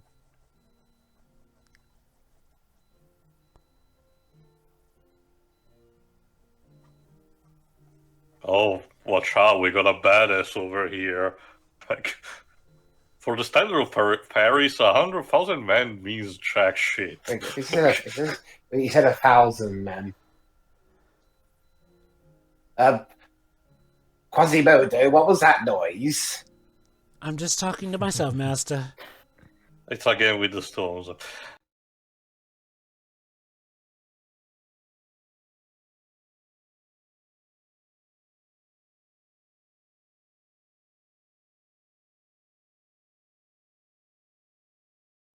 By the way, Rolo, he's kind of a dick. Yeah, that's also another thing that I noticed. Well, not really too much of a problem. I argue that, because of the circumstances of the movie, like, for example, most of the time he was knocked out, Quasimodo and Quasimodo and Phoebus do not have a lot of, bonding friendship as the movie probably wants them to be. Yes, they have the scene where they met, and there's also technically this one. But by this point, they act like they've known each other for a long while, and I argue the movie hasn't done that much for them to interact. I'd say the conflict comes from Quasimodo having to work with, let's be honest, the guy who won Esmeralda's heart, essentially.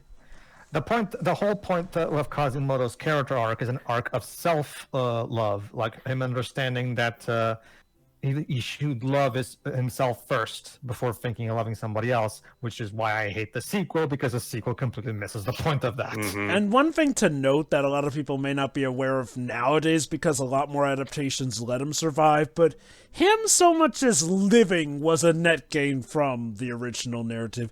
In fact, even other adaptations, while they maybe sometimes had Esmeralda, Phoebus, or in some other cases a character called Gringoire who marries Esmeralda, live, Quasimodo would be the one who would have to die, sadly. So, again, aside from stuff like The Secret of the Hunchback, and actually, come to think of it, that may have been made after the Disney version, which wouldn't surprise me. Did Good Times Chat did their own version of the story? I read. I forget if theirs correctly, is The yes. Secret, but let me check. I know that Dingo Pictures has it, if I recall correctly. I'll have to look at Phyllis's channel again. Yes, if they've done it, Good Times. He probably Yes, has reviewed it by this point. Yes, 1996. Conveniently the same year as this movie.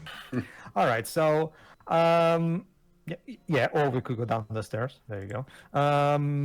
There's actually one to address what Teo was saying. There's actually one scene that's very subtle that I think does help regarding Quasimodo and. Keep in mind, Teo, in my country, we pronounce it like that, Quasimodo. Yeah, I get it. Don't worry. There's actually a very subtle scene that really shows Quasi's shift in attitude towards Phoebus that unfortunately goes by quick, so I'll be sure to point out when we get to it. Fun fact also. Sorry, go on. Fun fact also, apparently it was a deleted concept that the gargoyles were actually going to be revealed to absolutely just be in Quasimodo's imagination. They left it a lot more up to chance, and as Pedro mentioned later, they absolutely just confirmed that, yeah, no, they're real. Yeah. That being said, I have good news. Here's a much better idea of how to make, again, a less bleak song. Again, this is more like more of a twisted song rather than a dark song necessarily, where, of course, Copain and the other Romani are singing about how they're going to kill all of them because you found the Court of Miracles, which means you can't leave here alive. Because, again, these characters have already been established. Again, it's technically lighthearted, but it's lighthearted in a sense that actually fits the movie. This is also a bit from the book wherein, well, okay, the character who comes to Esmeralda's rescue varies. Typically, Quasimodo ain't involved in this scene, but it's typically either Phoebus or a character called Gringoire who come here and is to be killed, but Esmeralda saves said character's life by offering to marry them, which, saves them from the law of Bohemia, as they put it. I love, listen to this. I love this joke that's coming. Hold on. I mean, you even let them talk properly. But also, if you're hanging somebody, aren't you supposed to cover their whole head? You're guilty of being innocent. What is this, a court written by dweebs? No, they'd be guilty of something. There you go. All right. So there you go. We're about to get that subtle moment. That is a very good character moment for Phoebus, and shows that, and I think he also shows Quasi finally understands that Phoebus is not the bad person he thought he was. You'll see. There's right? no time to waste. Literally. Yeah. Look. Right here. Oh, I think he's Hold aware. on. Yeah, that's the... Yeah, turns out that was part of Frollo's plan. It's a subtle moment, but it's actually, in my opinion, a really good moment that gets a good point across there. I dig the... You know, when I said I'd attack tomorrow, I lied. Well, technically, he told the truth. What he didn't tell Quasimodo was that he would be the one who would lead him right to Esmeralda and company. All right, and this is about to lead to us into the most iconic scene from the book, actually.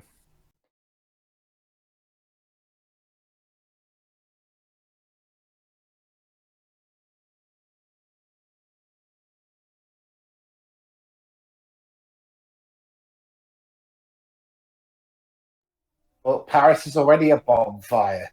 Well, I'm gonna burn it even more then.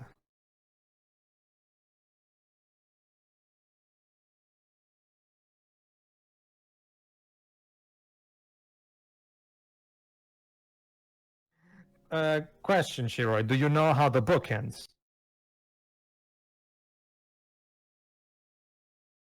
Oh, no. It ends with a time skip, and people are digging up the skeleton, because basically Quasimodo dies with Esmeralda, right? Well, it's more so she dies first, Quasimodo kills Frollo, yeah. and then he literally goes to cradle her dead body, in which they eventually become ashes together. Yeah, basically Shiroi, and then when the people excavating them try to separate both skeletons, the moment they got both skeletons completely turned, there you go, into dust. Anyway, yeah. So you either fuck me or I kill you. Or I flame you. Well, I'll take my flames nice and hot.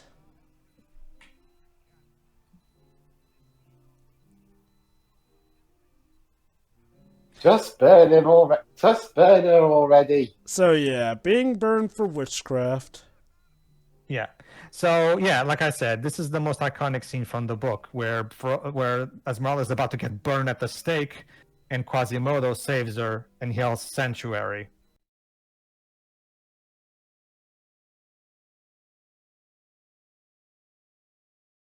Yes, please. Please leave us alone. Thank you.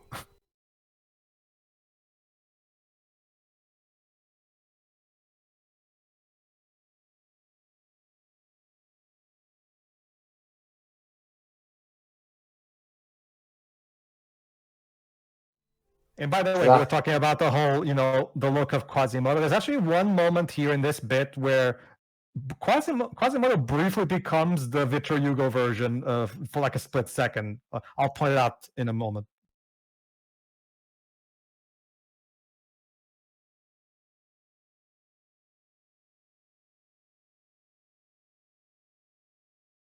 Quasimodo may not be the best looker, but he is pretty strong. Yeah, right. Hold on. And right there. That's Victor Hugo's version right there, just briefly for a moment there, the way he looked there. Yeah, Shiroi? I had to look because, this is Disney adapting other media. Esmeralda is, I don't know if it was mentioned already, she's kind of young. Yeah. Mm-hmm.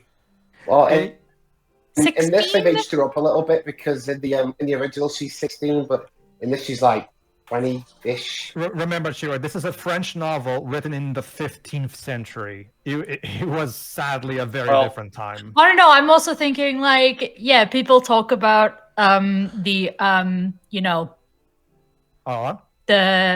one crime, but also he's also a pedophile. He said it. Oh, No, he said it. He said a line. Basically, Yeah, this is literally the most iconic moment from the book. Quasimodo yelling "Sanctuary" after saving Esmeralda. Go on. For a second there, I thought it was going to turn heel and throw her off the building. So yeah, No. like I said, despite everything, and of course the questionable naming choice of naming two of the gargoyles, Victor and Hugo, I do appreciate that they take a moment to pay tribute to some of the more important scenes from the book, at least.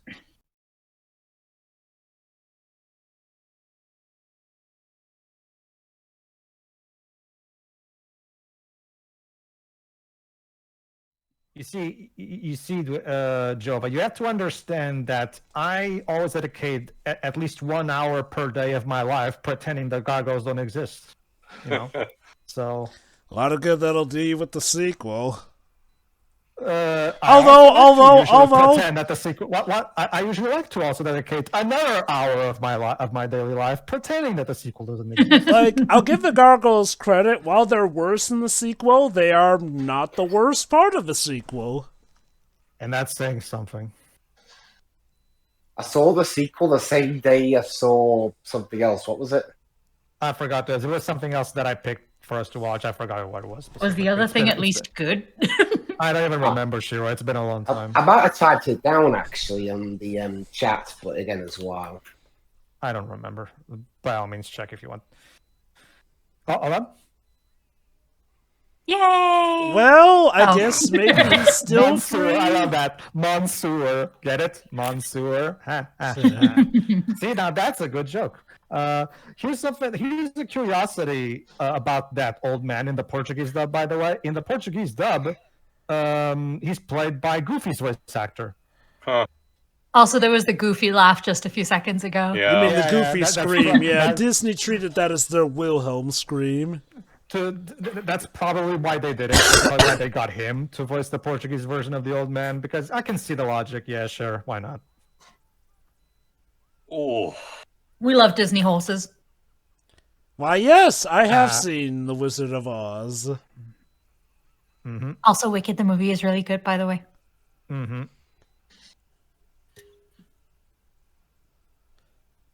And of course, the iconic scene, pouring some hot molten magma as a boundary.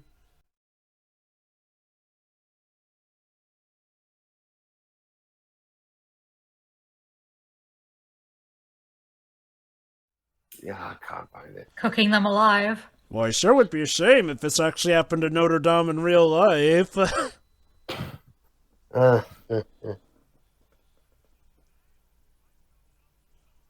Yes.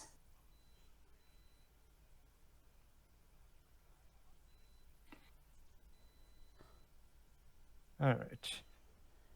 And yes, Rose decided to take matters into his own hands. What a fine fight in Kingdom Hearts this would surely make, eh, Tio?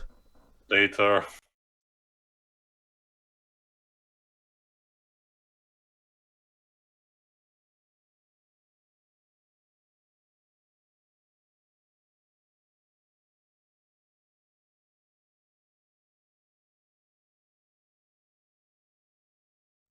That being said, yeah, this is a very emotionally charged scene, and again, Alan's score is. You see, perfect. Pokemon Forever, this is how you're supposed to do it.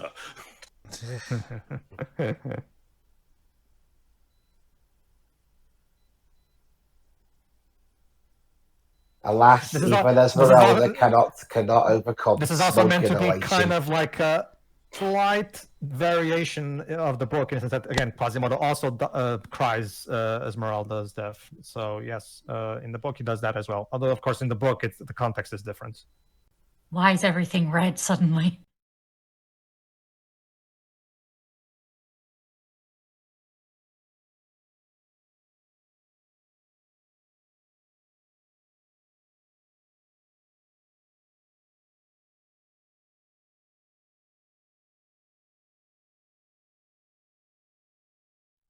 How kind of you.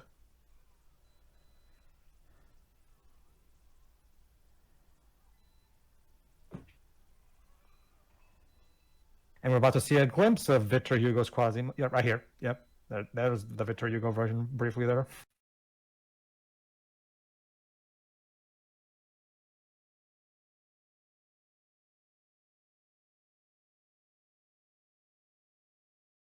No, don't get distracted. Just kill him. Kind of a bit hard to do while carrying Esmeralda. There's also the fact that because of his trouble upbringing, unfortunately, despite Quasimodo having, the strength to go with it, he still basically has mental blocks due to Frollo's abuse, and even, can only rebel only for so much. Mm-hmm. Hi.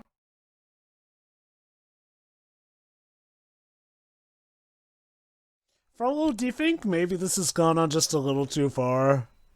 This is another excellent example of how the movie makes excellent use of the cathedral as a setting. Mm-hmm.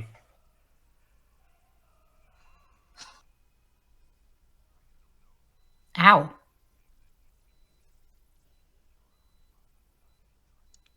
Yeah, I'm pretty much at the peak of villainy. Might as well admit I killed your mother. I mean, Scar did it, might I was as going to say, well. let me have my Scar moment. Also, I love that. I'm going to do what I should have done 20 years ago.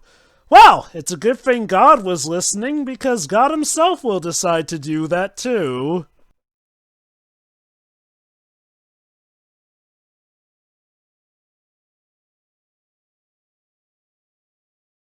And we even get we're about to get a Bible quote from Frollo even. Mm-hmm.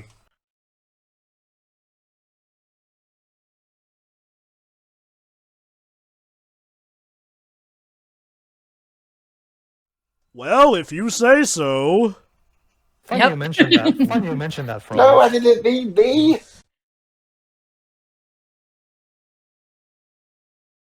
Have a nice ride to Eh. home. And in complete irony, Frollo dies burned. I'm sure he's fine. Again, I like to believe God was listening for just that very moment.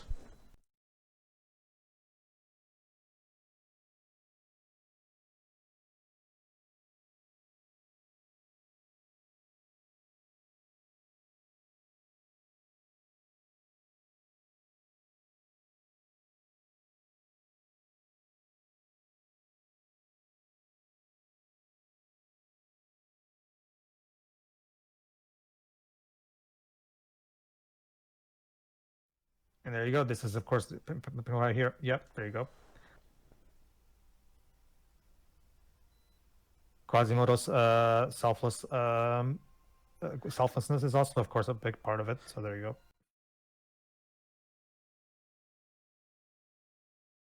And that's how Sora was born.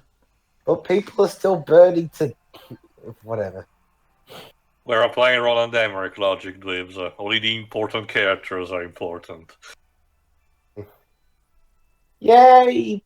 Wait, my husband's dead. Shit.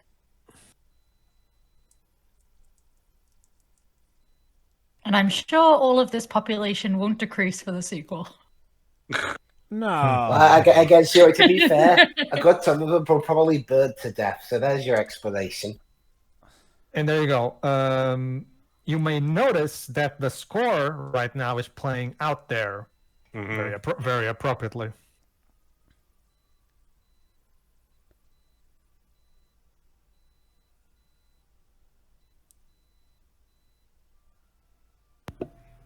Hey, girl, you were listening to the story at the start of the movie. How are you in the story yourself? This is the mother of that child. Of course. Yeah, let's go with that. And Clopin Oh apparently god, more did. CGI people. And apparently Clopin did not age a year then. Like I said, Quasimodo's arc is one of self-love, not romance, which is why which is why the sequel giving him a love. See, here's the thing. Even if you were going to give Quasimodo a love interest in the sequel, here's how would you go about it. You make the love interest also not a traditionally or like a conventionally good-looking person as well. and Quasimodo's the one that helps his partner also achieve self-love. That would have been a good way to give Quasimodo a love interest in a way that complements. Oh god, the his CGI character. people. Yeah, But I know this one too. God. Again, it's not even that they're CGI people, it's just some of them are made in ways that are very easy to see, which, again, does show how we definitely were approaching CGI at that time. Also, But gotta love that the literal last line is from one of the gargoyles for another cheap joke. Thanks, Yeah, movie. thanks, Yeah, we movie. had to end the movie on that. Great. That being said, The Ben. that being said, this is another song, Disney song, that is never brought up. It's incredibly underrated, which is "Someday." Played by all. Sorry. This is a good time for me to bring up. So, originally, this movie could have had some major star power behind it, because there was a certain king of pop who wanted to produce and perform the pop versions of Out There, God Help the Outcasts, and perform Someday, essentially, after a meeting with Alan Menken. That man being Michael Jackson. That's right, Michael Jackson could have done the remixes and the Someday tune. However, Disney higher-ups vetoed this due to his stained reputation at the time, one that would kind of later be brought into question on whether or not that was actually a reputation truly earned or whatnot, but you all know the drill. He was sadly not the most popular person at the time, so because of that, All for One handled Someday, and Bette Midler did the cover of God Help the Outcasts instead.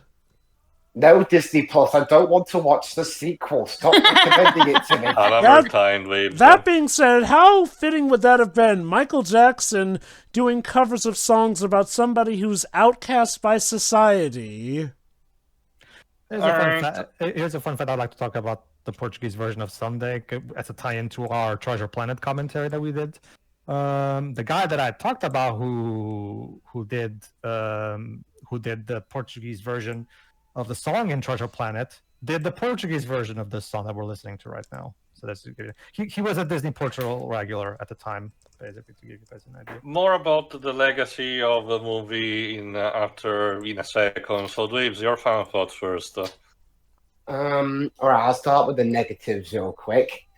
The Gargoyles, while they're not the worst comedy relief I've ever seen, still not very funny. So they kind of fail as comic relief. And the kind of weird set scene they have for the happy scene at the end of the final battle. Yay, we're together, but people in Paris are burning to death. And also, all the people just saw an old man and literally splatting onto the ground. I get it, he was hated by everyone, but still pretty gruesome. Yep. Yeah, I mean, I get it, but he was an evil old man anyway, so fuck him. Aside from that, and also the weird CGI people, those are the only real negatives of the movie. But everything else is really good, especially the animation is really nice. Oh yeah. What do you think of Frollo in terms of Disney villains? It's either him or Scar for me. It'll be interesting because I haven't seen any other adaptations of the story. So it'll be trust me, interesting. Dweebs, this is possibly one of the best you're gonna get. Yeah. Can we have the modern remake of Hunchback of Notre Dame where Quasimodo was a machine gun? Wait, what? I'm still to this day, I'm still bracing myself for the live-action Disney remake and how It's still in fucking production, supposedly. I'm bracing myself for how bad it's going to be. Can you imagine if, just to be cheeky, they actually do it true to form and even get it a G rating despite it being incredibly messed up? There's no way current era Disney will have the balls to have a villain smell one of woman's hair on screen. There's no way. One of the R-rated films they released is one of the highest grossing of this year, so... You know very well, Dweebs, that it's kind of a double standard. Yeah, they have a double standard, that's the problem. I will say this. I don't think it's entirely impossible but I am not going to hold my breath here. So yeah, aside from my pipe dream / worst nightmare, but thankfully probably never going to happen, unless the guy, what's his name, the guy that made Winnie the Pooh, Blood and Honey somehow gets his hands on the original story. We'll probably get the Hunchback of Notre Dame. He's probably going to be some generic horror slasher villain who kills people using the gargoyles. But aside from that, yeah, this was a load of fun. And although that being said, we're probably going to get to the sequel at some point eventually. And oh boy, I mean, okay. The nicest thing I can say about Hunchback of Notre Dame 2, it's not Mulan 2, so that's something. Well, that's a fucking accomplishment right there. Here's the sequel summed up in real quickly. You get a love interest, and you get a love interest, and you get a love interest. I'm not kidding. Even though And the animation sucks. And I'm not kidding, by the way. Even Phoebus's horse at the very end gets a love interest, because why not at this point? And it's still not as bad as Mulan 2. Oh no! Trust me. Like, for as much as I hate Hunchback 2, Mulan 2 still stands proudly as the most offensive Disney sequel ever made. Like, oh. Yeah, that's it. I had a good time with this one. Sure. All right. Before continuing, as for the legacy of this, we already talked about the stage play and the supposedly upcoming live-action remake. But what about video game adaptations? Surprisingly, despite the formula probably fitting, this did not get a platformer, on the Super Nintendo or PlayStation, which honestly would have fit very well. I mean, they did one for Beauty and the Beast, a couple for Beauty and the Beast. It really would fit with the architecture of Notre Dame, and the different set pieces. I wonder why.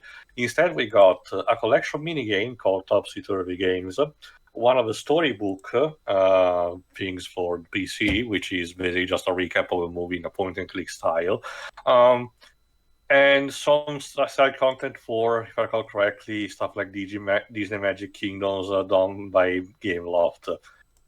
But by the time of Kingdom Hearts 3D, this movie was chosen finally to receive an adaptation. And let's just say that they dropped the ball big time. I don't know who specifically is to be blamed for that. Square Enix was partially afraid Disney mandated to them, or a combination of them, but the story is neutered a lot. Like, Frollo motivation is nearly absent. It's just a generic racist asshole, which sure it fits, but it's a far cry from his behavior in the original movie. A lot of the set pieces are predictably absent, especially because it's a game on the 3DS. A lot of the other set pieces that are present are laughable, particularly the sanctuary scene where Quasimodo does that, and the entirety of Notre Dame is completely empty. The entire plaza square is completely empty, just like in the Olympus Coliseum. And the biggest offender of all, neither Sora nor Riku gets to fight Frollo. Instead, it's a giant, stupidly colored Dream Eater called Wargoyle. And in one of the two stories, I forgot if it's Sora's or Riku's, in one of them, Frollo dies, just like in the movie, grasping onto the gargoyle and then getting, falling down. In the other, Wargoyle literally steps on him. It's basically the game taking a piece out of a movie and squandering one of the best Disney villains by having the generic, heartless ripoff of the day just standing in and says, "No, you have to find me." And to the cherry on top, it's one of the worst bosses in the entire game too. So Yeah. it's overall just a mess. And you know what's the worst part? It's plot critical, because Sora meets a vision of Vanitas there when he meets young Xehanort, and this gets referenced in Kingdom Hearts 3. So Joy. yeah, let's just say that this movie did not have a good time to shine when it came to receiving a proper adaptation of that. But that's kind of it. So who wants to do the next final thoughts? All right. Before I get to the final thoughts, just a comment on the suggestion you made at the end of the movie, Pedro. That's a nice idea. I think I don't dislike it, but it also unintentionally comes with the connotation of disabled people can only find love amongst each other. That is true. I know guess that's not. fair.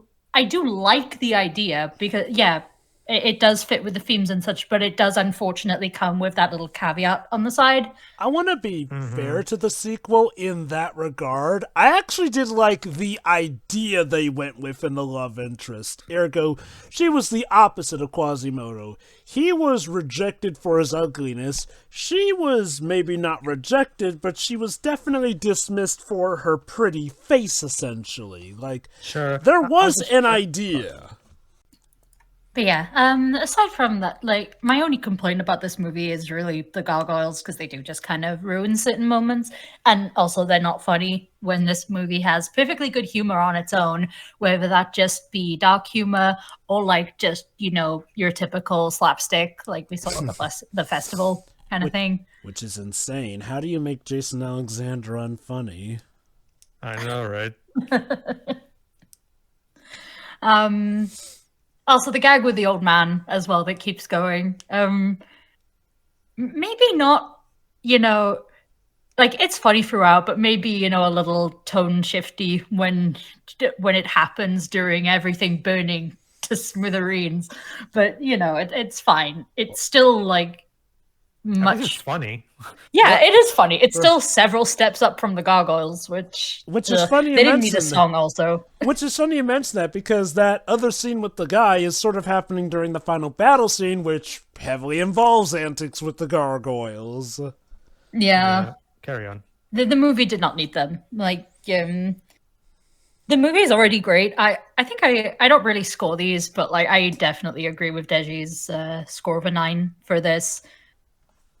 Like, it would be a 10 if the gargoyles just weren't there. But, aside from that, like, the music is fantastic. Some of my favorite songs in any Disney movie. It looks beautiful. It's so much more muted than their other movies at the time, which makes, you know, a lot of sense. Frollo, yeah. You mentioned that he's, like, complicated. I don't think he's all that complicated. Like, his whole thing is very straightforward, and he burned for it, which is great. Like, I mean, like, he's a repressed, a repressed Catholic, in the sense that, like, and there's a dichotomy of him, like, wanting to, quote unquote, you know, he keeps doing all these horrible things, and he rationalizes with himself and others that it's what God wants him to do. That's pretty straightforward for me. But he's such an amazing villain, though. Oh no, he is. Yeah. Yeah. I don't know what Disney's gonna do for the remake, and honestly, a little scared. No, like I said, Shui, I'm, as someone who loves this movie, I'm bracing myself for the worst.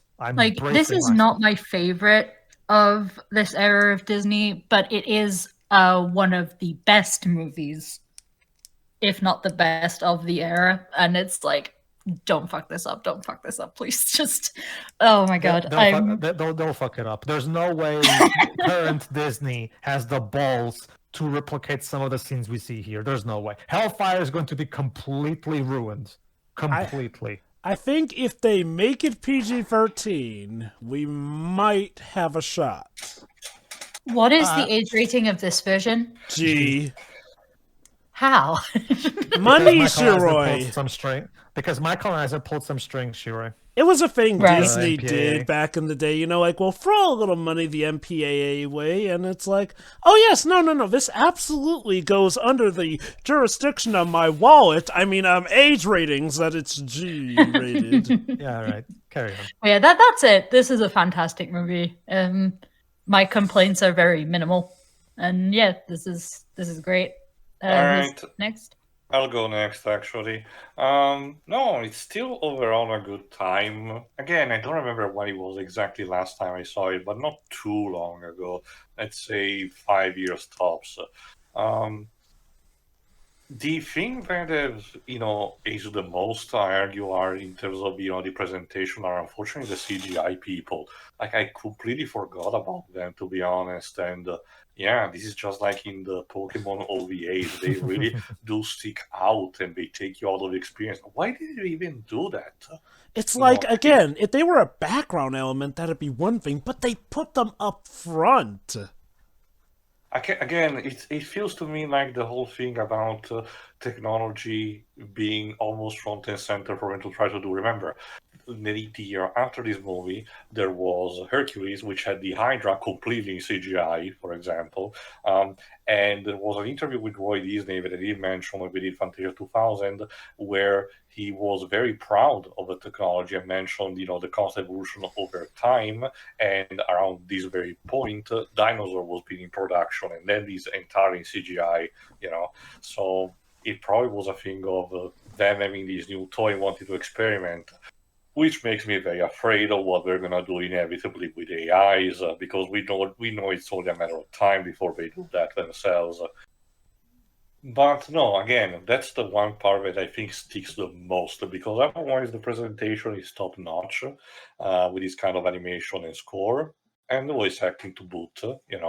Like I said, even if I'm not the most appreciative of musicals, this is still also one of the best because it incorporates, aside from a guy like you, obviously, it incorporates a regal tone. And even in the more bouncy stuff, like from the Day of the Fools, it still has a bit of a grandiose, except, and it all feels appropriate for those scenes. Again, that one exception notwithstanding. So it overall helps give the movie the atmosphere it needs to actually properly work. The story is actually more simplistic when you get down to it. Not much happens if you really think about it. It spans over the course of one or a week tops when you get down to it, and not much happens. We just established the beginning, Quasimodo as the predicament at the Day of the Fools, and the rest of the movie is Esmeralda being, chased around until, we get to the climax.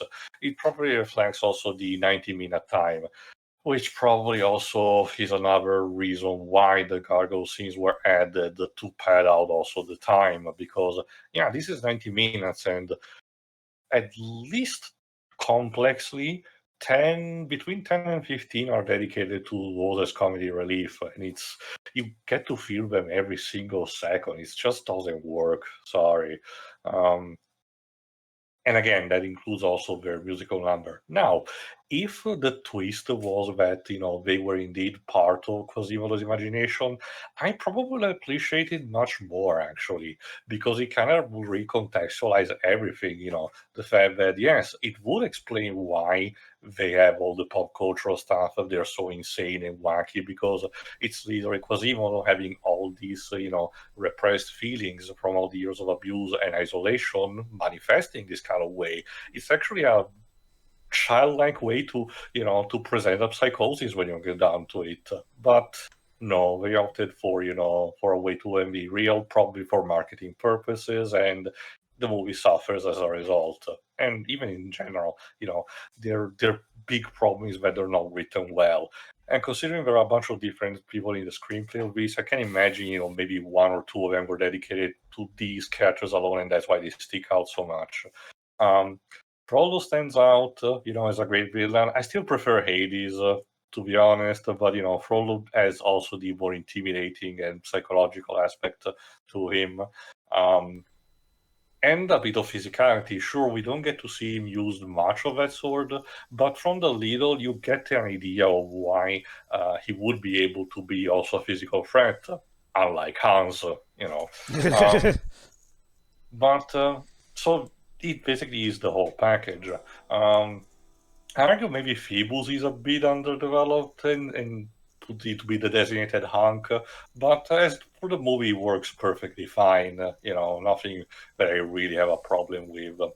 I know that I've read that apparently Esmeralda is a bit polarizing to the Roma community because they believe she's a bit too, sexualized in design, and I kinda get it, but at the same time, I argue that the movie is just tasteful enough with and they're to presenting also a reason for the character to have that appearance and motivation, and even with her personality, she's much more than that. So yes, it could have been, even different technically, but as it is, I don't think personally that there is too much of a problem. So, and yeah, again, Quasimodo himself, as a lovable hero, despite his predicament and everything, you get to empathize with him a lot. I argue maybe the voice doesn't fit 100%. Personally, it works for the singing sequences, but for the rest of the movie, it sounds a bit too high pitched for his character, maybe. But I think I remember that the Italian dub gave him a slightly deeper voice, but I had to hear it again at one point, like I said. But again, it's much like with Phoebus, it's perfectly fine. It's just me nitpicking for the matter. And like I mentioned, Disney did not really forget about this movie existing. Sure, I mentioned about Marzo, but notably, the characters did show up for Once Upon a Studio, this is one of the celebration, and Quasimodo got to even sing one line from When You Wish Upon a Star. And Tom Hall, and they brought back Tom Hulse to do it even. Mm-hmm. Which also reminds me to do something about Kingdom Hearts since I didn't. Tom Hall did came back, if I recall correctly, Yes, for Kingdom Hearts. Tom Hulse did, and Frollo was played by Corey Burton. Which Which I argue he did Tony J was already dead by that point, but I argue Corey Burton did a perfectly fine job for the voice replacement. Corey Burton is usually the guy Disney gets whenever they need a replacement for a big, like the same thing with Christopher Lee as Ansem, right? Like we need a guy with an awesome voice. We have Corey Burton. Let's use him. What a nice reunion it must have been between Haley Joel Osment and Tom. But yeah, I think that's pretty much it from me. It's while not my top favorite movie of the Disney Renaissance era or even in general, it still pretty stands on its own. Certainly a better movie than Pocahontas the previous year, to be honest. Imagine that should have been nominated by the Razzie for worst screenplay. Like, what were they thinking? There's actually a lot about what they were thinking, but that might be best saved for its own commentary. That's very easy. Oh, that's very easy diagnosis, Terry. Here's my diagnosis. Creator overconfidence. After the immense success, they were thinking, oh, we can do no wrong now. Again something I said with Final Fantasy VIII. Again, these creators are so overconfident, they think they can do no wrong, and they stop being careful. Again, remember, they thought that Lion King was just going to be the side project that wouldn't amount to much, while Pocahontas would be the movie that would be remembered fondly for generations. Yeah. That being said, I still, from this specific era, as I mentioned when we did it, I still prefer Hercules overall, mostly because, even as a kid, I was more of a fan of Greek mythos, so there's a bit of a bias there. But again, this is perfectly fine on its own. Jova. Yeah, no, I love this movie. Now, my heart still lies with Lion King as the absolute top of the mountain of the Disney Renaissance. And heck, I'll admit, I still kind of like some other movies like Beauty and the Beast and Aladdin a bit more. But that being said, Hunchback is still part of the cream of Disney's corn. Like, make no mistake, it earned its stripes. But what keeps it from being the greatest for me? Let's start with the negatives. First off, the obvious ones, the gargoyles. Like, I want to say, I don't even hate the idea of the gargoyles being there at all. It's just, well, like the sequel, the execution, essentially. Which is a shame. How do you make Jason Alexander unfunny? And yeah, sadly, this will be Mary Wick's last performance before her death while making this movie. Yikes. The gargoyles are not used well. They arguably make worse every scene they're in. They even make stuff that was originally meant to be stoic, gothic, and creepy into a comedic side piece for their song number, A Guy Like You. And again, it technically serves a story purpose to get Quasimodo's hopes up high so that they can come crashing back down. How wonderful. It's, and like, the thing is, I could tolerate them if, they were funny. Again, Disney, the same guys who brought us Timon and Pumbaa, The Flipping Genie, Mushu, Sebastian, Lumiere and Company from Beauty and the Beast.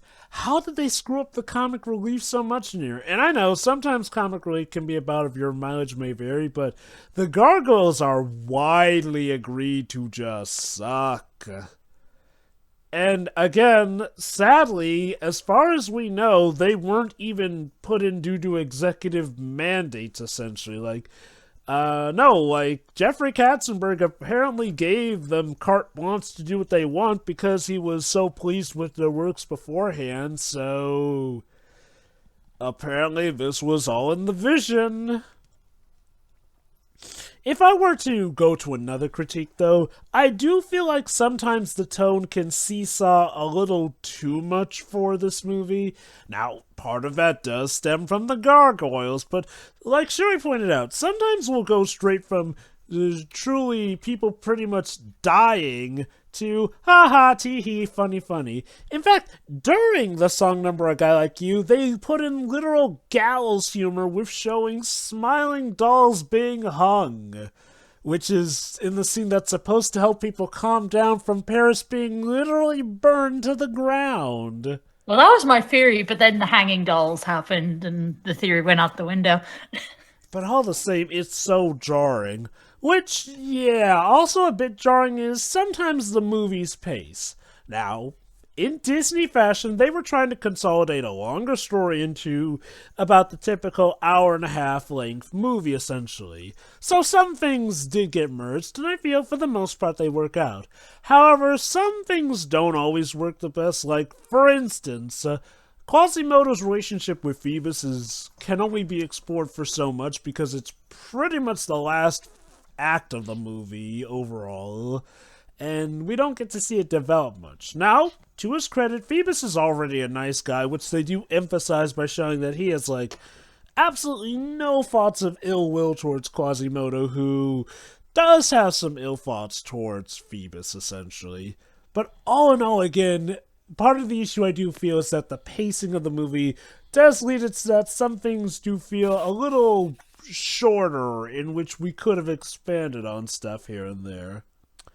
That being said, aside from that, and of course some of the early installment weirdness of CGI, again, I do get it, CGI was big at the time, having CGI was sometimes a good way to show off your metaphorical dick in regards to how big your animation budget could be, so I do get it. But I still have to point out that I feel like, even with that in mind though, typically the usage of CGI was clever. Like in Aladdin, what was CGI? The Cave of Wonders and certain sequences involving that to show the outlandish nature of it. Lion King, the wildebeest stampede was CGI to show the weight of it essentially. Whereas here, again, a lot of the CGI does work like the fire and whatnot, but some of the literal people in the foreground are CGI, like up front and center, in a point where it just feels weird since they'll be right next to fully animated 2D people. It's weird. Very weird. But with that all out of the way, that's the negatives. Let's talk about the positives, starting with the cast. In typical Disney fashion, each cast member was perfectly chosen for both speaking and for singing roles, essentially. Yes, even the Gargoyles, for all their problems, I do feel that the casting was good for them, essentially. Culminating, of course, with the legendary Tony Jay as the even more legendary Judge Claude Frollo. One of Disney's absolute apexes of villainy. Scar might still take the crown from me in the Renaissance Disney villain era, but Frollo is a good showing of just how much Disney were willing to go with Renaissance era villains, to show that not only could they stand along with the classic villains, they could in many ways surpass them.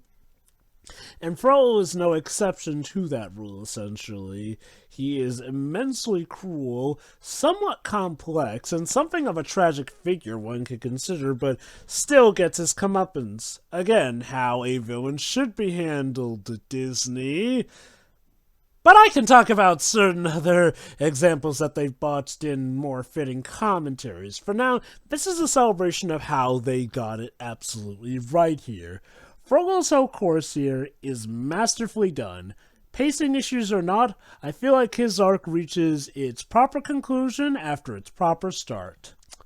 Quasimodo is a nice touch on the Disney protagonist. While one could argue he has something of a similar problem to deal with as Beast from Beauty and the Beast, how he ultimately comes out of it is much different in that he doesn't get the girl. The net gain was him being accepted by the town and, well, not dying like in the book, essentially. Still gets an epic battle sequence, though. Good stuff. Phoebus feels like an amalgamation of the character Phoebus and the character Gringoire, essentially. He's a much nicer version of Phoebus and one who actually properly does love Esmeralda. And Esmeralda, as far as female protagonists go, has a lot of agency. For as much as she has to get rescued, she arguably does a good portion of the saving herself for both Quasimodo and Phoebus. Again, good stuff.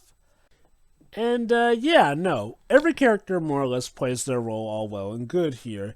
I guess if I were to say one character who maybe could have been built up more, maybe Clopin, but I feel like for him being relatively a side relief character, God, now that I think about it, there are a lot of side relief characters. Obviously, the main ones are the gargoyles, but the Goat and Clopin arguably handle that job a lot better. Well, Clopin's primary role in the movies being the narrator. And his presence in the story basically to justify that he was there to witness these events. Since he is sort of the leader of the Romani in this movie as well, too. The characters are great. The animation, again, if there is one thing that I love about the Disney Renaissance era is that they always made sure to have a scale to match a movie worthy of your attention. Yes, even with Pocahontas they pulled this off. I would argue it's definitely at its most notable, though, with Hunchback.